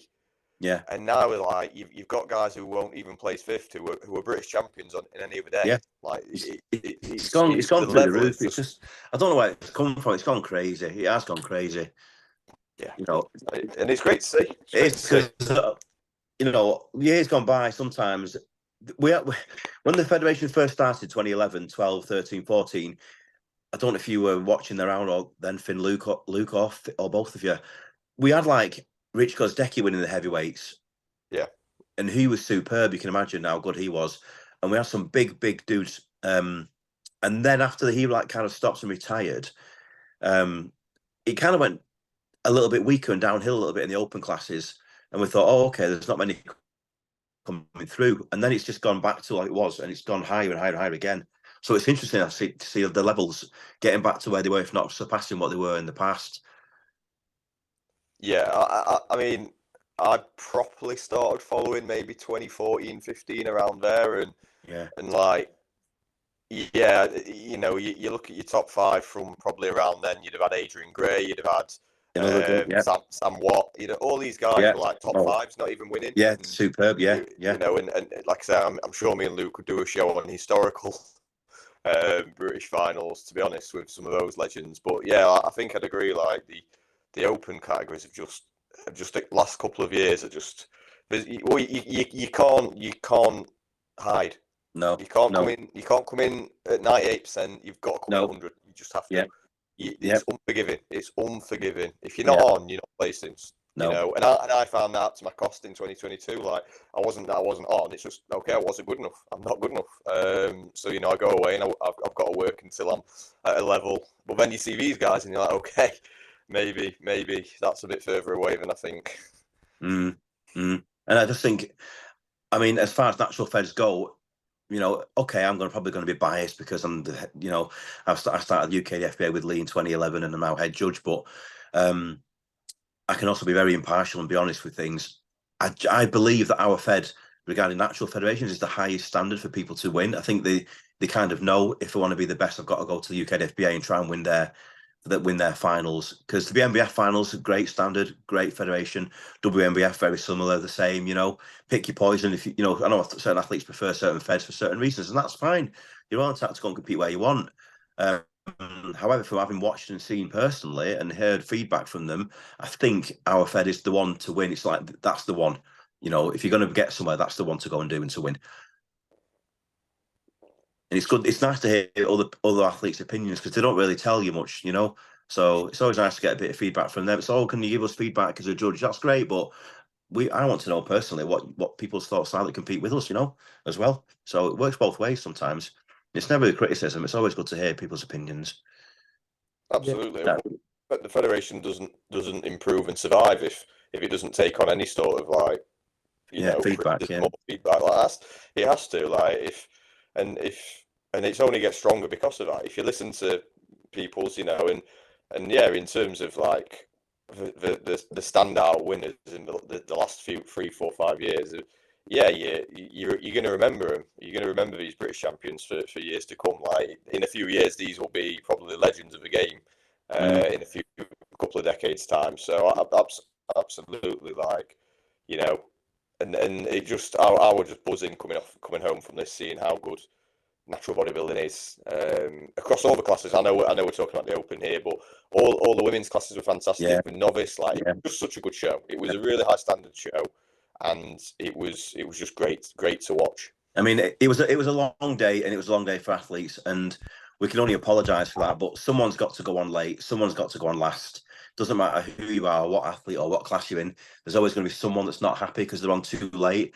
But with that amount of athletes, what are we supposed to do? Not give you enough stage time and maybe half-assed the judging? Well, I'm never going to do that. I won't accept it, and neither will Lee. It's never going to happen.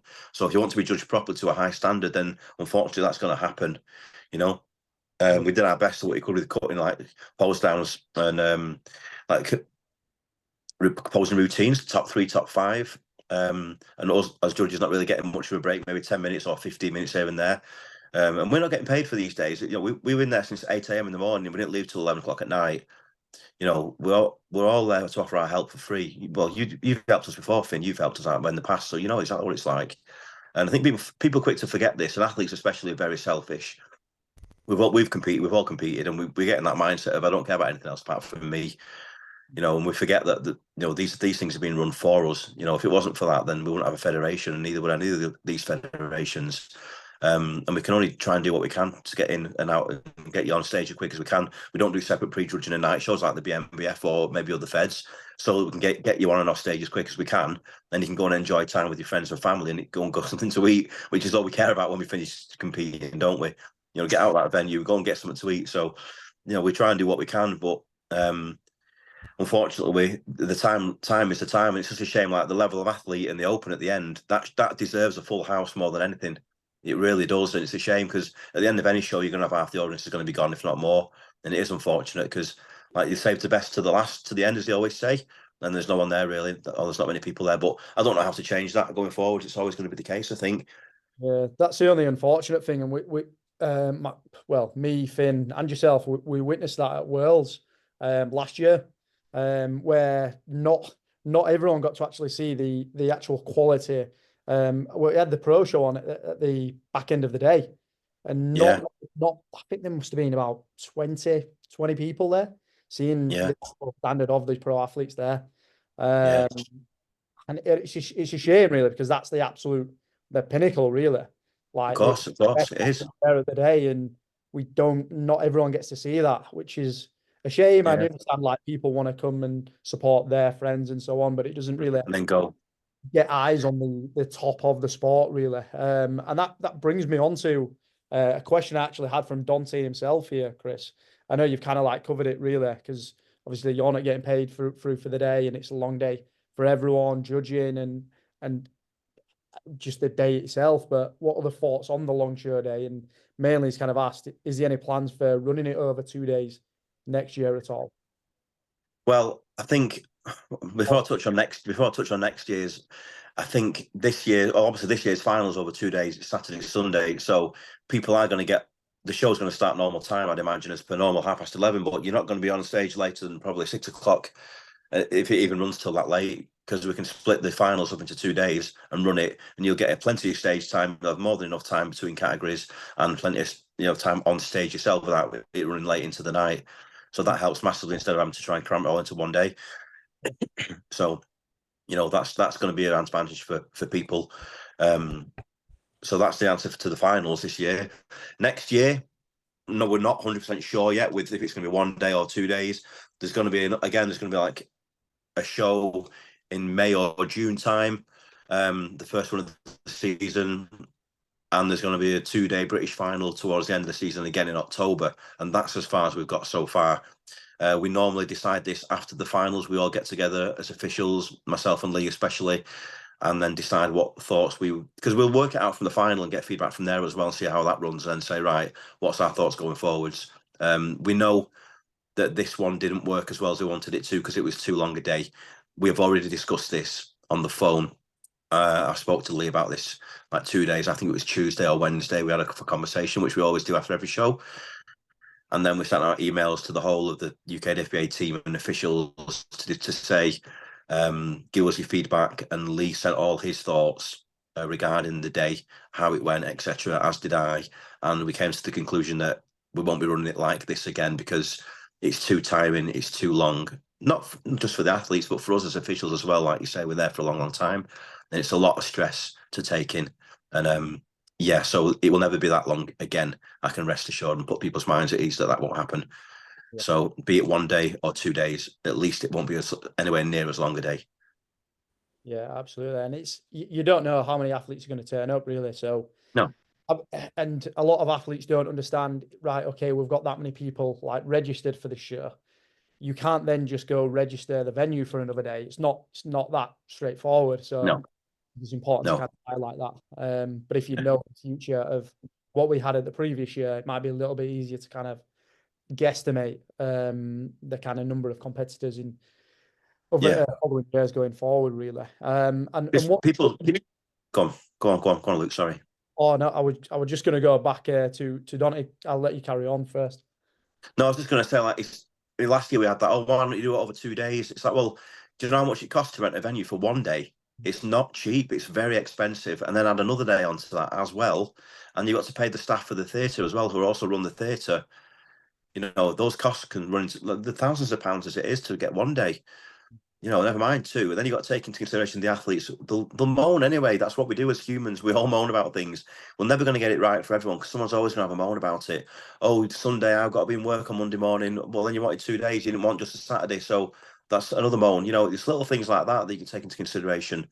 So time is money, unfortunately, isn't it? And that's just the way of the world. So 1 day is great. Doesn't cost as much. Oh, we want 2 days. Okay, we'll do 2 days. It's double the cost. The athletes are still the same amount of athletes, and they'll moan about that anyway. Yeah. So you can't win. It's a difficult one to answer sometimes. Yeah, not everyone's going to be happy with whatever the outcome is, really. But yeah, just touching on our overall winner, Donte. How did that go in terms of like votes for the judges, really? I think obviously that the judging is a 5-man team. With Lee jumping in the overall, it's a 6. And if I recall rightly, I think Dan Sutcliffe got a vote. Yeah. Let me look at the sheet. I think there was maybe 1 for Dan. And I think that was probably, I think it was like a 5-1. So it was pretty standout, to be honest. But I do remember Dan getting one vote in there. Yeah, quite a win for. So it was pretty, isn't it? Yeah, it's a comprehensive win for him. Yeah, definitely. Very impressive. Very impressive. I know you had a couple of questions through that come up on the page as well. If you got time for them, Chris. Yeah, of course. Have you got the questions up at all, Finn? We'll get them up now. No, I was going to say actually we've answered them So okay. James Alabaster asked who was the biggest wow factor athletes, and I think we've covered that. Matt asked about what we've seen the standards of natural bodybuilding improve. We've answered that just by the natural conversation, so naturally talking about them. So you know, I don't think we need to revisit those, to be fair. No, not at all. I think the one thing I'd have to as a question to kind of put out there, really, it's something that AMBF have done recently. It's kind of not so much as like they have a pre-show prior to actually get qualified to compete in the show, but almost having some way to have a standard, like an entry requirement prior to entering the show. How do you reckon we could potentially do that, or do you reckon it's feasible or not at all? I know it's a tough day, really, isn't it? It's... I wouldn't. I'd throw that back at you guys as well, because can you imagine how would you police that? Yeah, I just don't know. Because what if, for example, say 5 guys and 5 girls send their pictures in to me, or a video to me, and say, I'm thinking of doing your open show in 6 months' time. This is what I look like, and I think you look terrible. Who am I to say to you, no, you're shit? No, you're not doing it. How's that right, and how is that fair? And who am I to tell someone you're not good enough or you are good enough? How do you police that, and how do you judge that as such? You know, because it's an opinion of someone, isn't it? It doesn't mean they're right. Yeah. But it's hard, because, like you say, it takes us back to the NBW show, the Novice show. A lot of the time in years gone by, like 50% of the standard wasn't very good. It was terrible, and then the other half was all right. And then you get a few standouts, and that was normally the NBW show. And you're thinking, there's people in that show who weren't good, and then they'd be doubling up, and you're thinking, oh, for Christ's sake, you again. Who's told you to compete? I'm sure you guys sat in the audience and thought to yourself, why is he competing? Or why is she competing? The fat, they're not in shape. Are they even dieted? Who's told them they've got enough muscle? The list goes on, and you're like, you just think to yourself, oh, for Christ's sake, are we done yet? And that's not a nice thing to think about anyone, and I don't agree with it either, but that's life. Yeah. People criticize everybody for different things, and I don't even know how that would even work. I mean, how do they even do that? A pre-show to say whether you can compete with us? Wow. Yeah, it's actually the Evo, not the AMBF, isn't it, Luke? They're basically like 6 weeks out. No one has tan. They just all stand on stage, don't they? And then the judges don't place anybody. We do call outs as such, but we basically, after the show, we'll say, yeah, come to do the Evo, because it's they're one of the biggest shows in Germany. They actually give money to the all category winners, and it's like 1,000, 1,500 quid. Like, it's not to be sniffed at. You don't have to be a pro. Literally, it's an open show, but the standard's really high, because they basically will trim away maybe last call outs, because they'll just say, look, you're not there, and you're not going to be there in 6 weeks. Now, the issue with that is you've got to hire another venue. It's basically running another show. So I don't know. I agree with what you're saying. I don't think you can judge someone 6 months out from a show and say you're not going to be good on the day, because we've seen what people can change on. Look at Donte 18 months ago. And Bert, I've seen pictures of Bert. Nothing like. I mean, the thing is, even if it's 6 weeks, yeah, you guys know as well as I do. It's the old adage I tell people that compete. They go, any advice for it's my first show and I'm going to compete, any advice? And I always say to people, and it's something this is one I touch on all the time, I'll say, when you're backstage, try to concentrate on you and don't look at the other people around you that are in your class.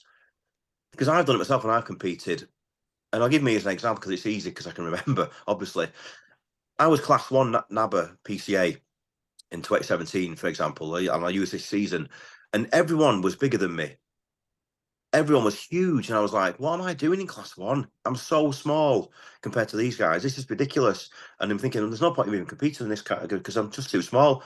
And then I went undefeated the whole season, just beat everyone. Because what backstage you see isn't what you see on stage. So then you go back to the sending in videos of themselves or pictures 6 weeks out to get that standard, but they're not next to each other. Yeah. So when you're on stage, you look completely different than you do on your video, or when you're backstage, or when you're next to someone. And you can look great in person on stage on your own, and then when someone comes out and you stand next to them, like, oh shit, you look terrible, or you look 10 times better than that person. But I viewed you 6 weeks ago on a video and thought you were shit. But the reality is, you're not. And I'll give you a classic example of this, and you guys know this as well. Jordan, when he stood there, even in the pair of posing trunks, just stood there relaxed. You just think, well, he's not that impressive. I'm not overly impressed with him. As soon as that lad goes bang into a front relax, you're like, holy shit, what have I just seen? And that, you can't judge that until you see that in person on stage. Absolutely, yeah. And that's my opinion on it. And I think it's the right thing. You can't just look at someone on a video and go, yeah, they did look all right, but they don't look like they're going to be great. But then when they go get on stage 6 weeks later, and you're like, holy shit, this guy looks amazing, or this girl looks amazing. Yeah. So I don't know how you can police that and police it fairly. No, but I know in terms of like a video or a photo thing, I think, yeah, definitely, like there's no way you could police that at all. But I know it's not the AMBF, it's the Evo Classic. They actually have it's like a pre-show to enter the show. It's almost like a one qualifier to get into a British final in a way, but they don't tan for it. It's Yeah. They don't give placings. No placings. Yeah, it seems strange. It seems strange. Yeah. Plus, you've got to take time as well. Who's got the time to go and do that? Yeah. Yeah. I just thought I'd hear. You might as well run another show. You might as well, because I mean, you're going to get so many athletes saying, "Am I good enough?" You're being inundated with videos and pictures. You're just like, "Oh, let's just do a qualifier." And if you're good enough, you'll go through anyway. If you're not good enough, you won't get invited. It's so much easier. Yeah, that's it. That's probably the best answer, really, because it's like if you want the best standard, you qualify and you go to the British finals, really. Yeah, and I know people are a little bit. But I know people get upset with, oh, it's an open final. You're doing an open final this year. You're not doing qualifiers with qualifiers because anyone can just enter it and they might be shit. And I agree with that, and I understand where they're coming from. But then look at the standards so far in our two shows. Yeah.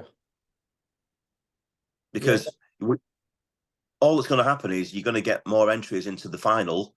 Granted, I agree, because more people might enter it. However, the best will still be the best. Yeah, that's it. You're only, and we say this for federations that even do. Obviously, you've done qualifiers beforehand, and it's something like some athletes don't fully understand, or that it's hard for them to get their head around.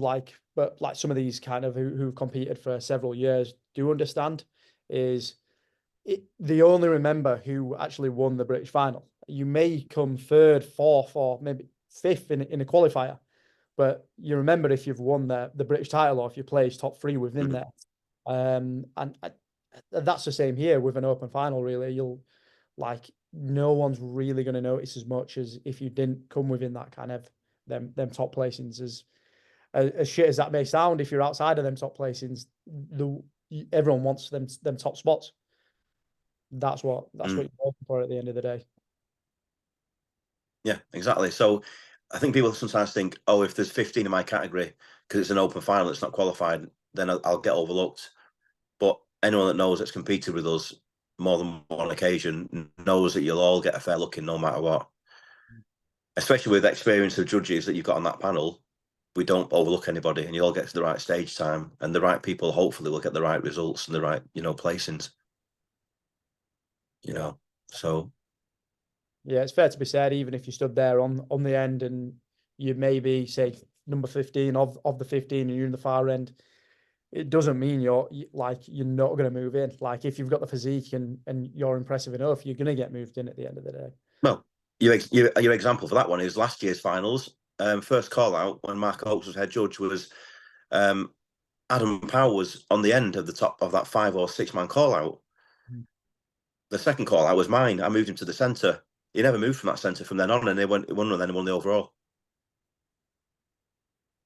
But he didn't get down in the dumps over it. Yeah, just work your way back in, really. Work your way back in, yeah. Yeah, absolutely.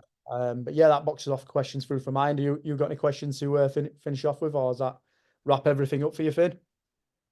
No, mate, really comprehensive. I mean, appreciate anyone who's stuck at it because it's one of the longer episodes we've done, but it's worth it. And when we post it, I'll put a thing to say, just listen to it until the end, because what Chris has just said is actually, I wish we'd opened it with it because it's golden information.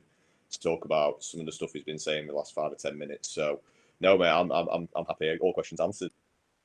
Yeah, absolutely. And yeah, appreciate you coming on, and obviously giving your time, and obviously you give enough time for natural bodybuilding itself, just actually judging through at shows, but not just that, obviously helping athletes, when even after shows, when they send in pictures or what could I have done better on, how could I improve? And yeah, we massively. Yeah, I think, no, it's my pleasure being on, you guys. I appreciate you asking me. And I think it's important to give back to the athletes, you know. I know we normally don't do the feedback thing, and I understand completely why. It's a lot of work, it's a lot of time, and you can never please everyone. And even with the feedback I've got and with people asking me, you can't please everyone, and it's a thankless task sometimes, and it opens up a can of worms as well. But that's for me. If I choose to do that, then that's on me. It's not on the league, and it's not on the federation. It's not on the judges. It's a personal opinion. It's my thoughts, and I'll never lie to you. I'll always be honest with you and tell you what my opinion is. So if you may not like it all the time, but I'll try my best for you, and that's what I'm here to do. To try and move the sport forward, and in general, let alone the UKDFBA. So yeah, no, thanks for bringing me on to give you my thoughts and opinions. It's been great. No, it's been a pleasure. I mean, you had effectively the best seat in the house, and years of experience. So it's good for us to actually hear like thoughts and from your standpoint, especially on like multiple classes where a lot of people will be kind of like thinking, oh, do I fall there, or I'm a classic, do I enjoy that, but I might not be within that class. Yeah, it's great to actually hear it from your side of view. Yeah. And if people want to DM me and ask me my opinion or ask me questions, then I'm sure they know where I am, or you know who I am going forward. You can always stick my Instagram handle on there for you guys to dish out to them on this episode. And if we timestamp it as well for classes going forward, then they can just assume to their own class if they don't want to sit through everything, which is normal. But it's wise. I'd tell everyone to listen to the whole podcast and hopefully get it out to as many people as we can. Yeah, absolutely, mate. Pleasure. We'll definitely include your handle in there, and yeah, plenty of take homes, not just for everyone else, but for us going forward into whether you're in the off season or it's competitive season. Plenty of take homes from this episode, and yeah, appreciate you all for listening, and we will catch you in the next one, guys.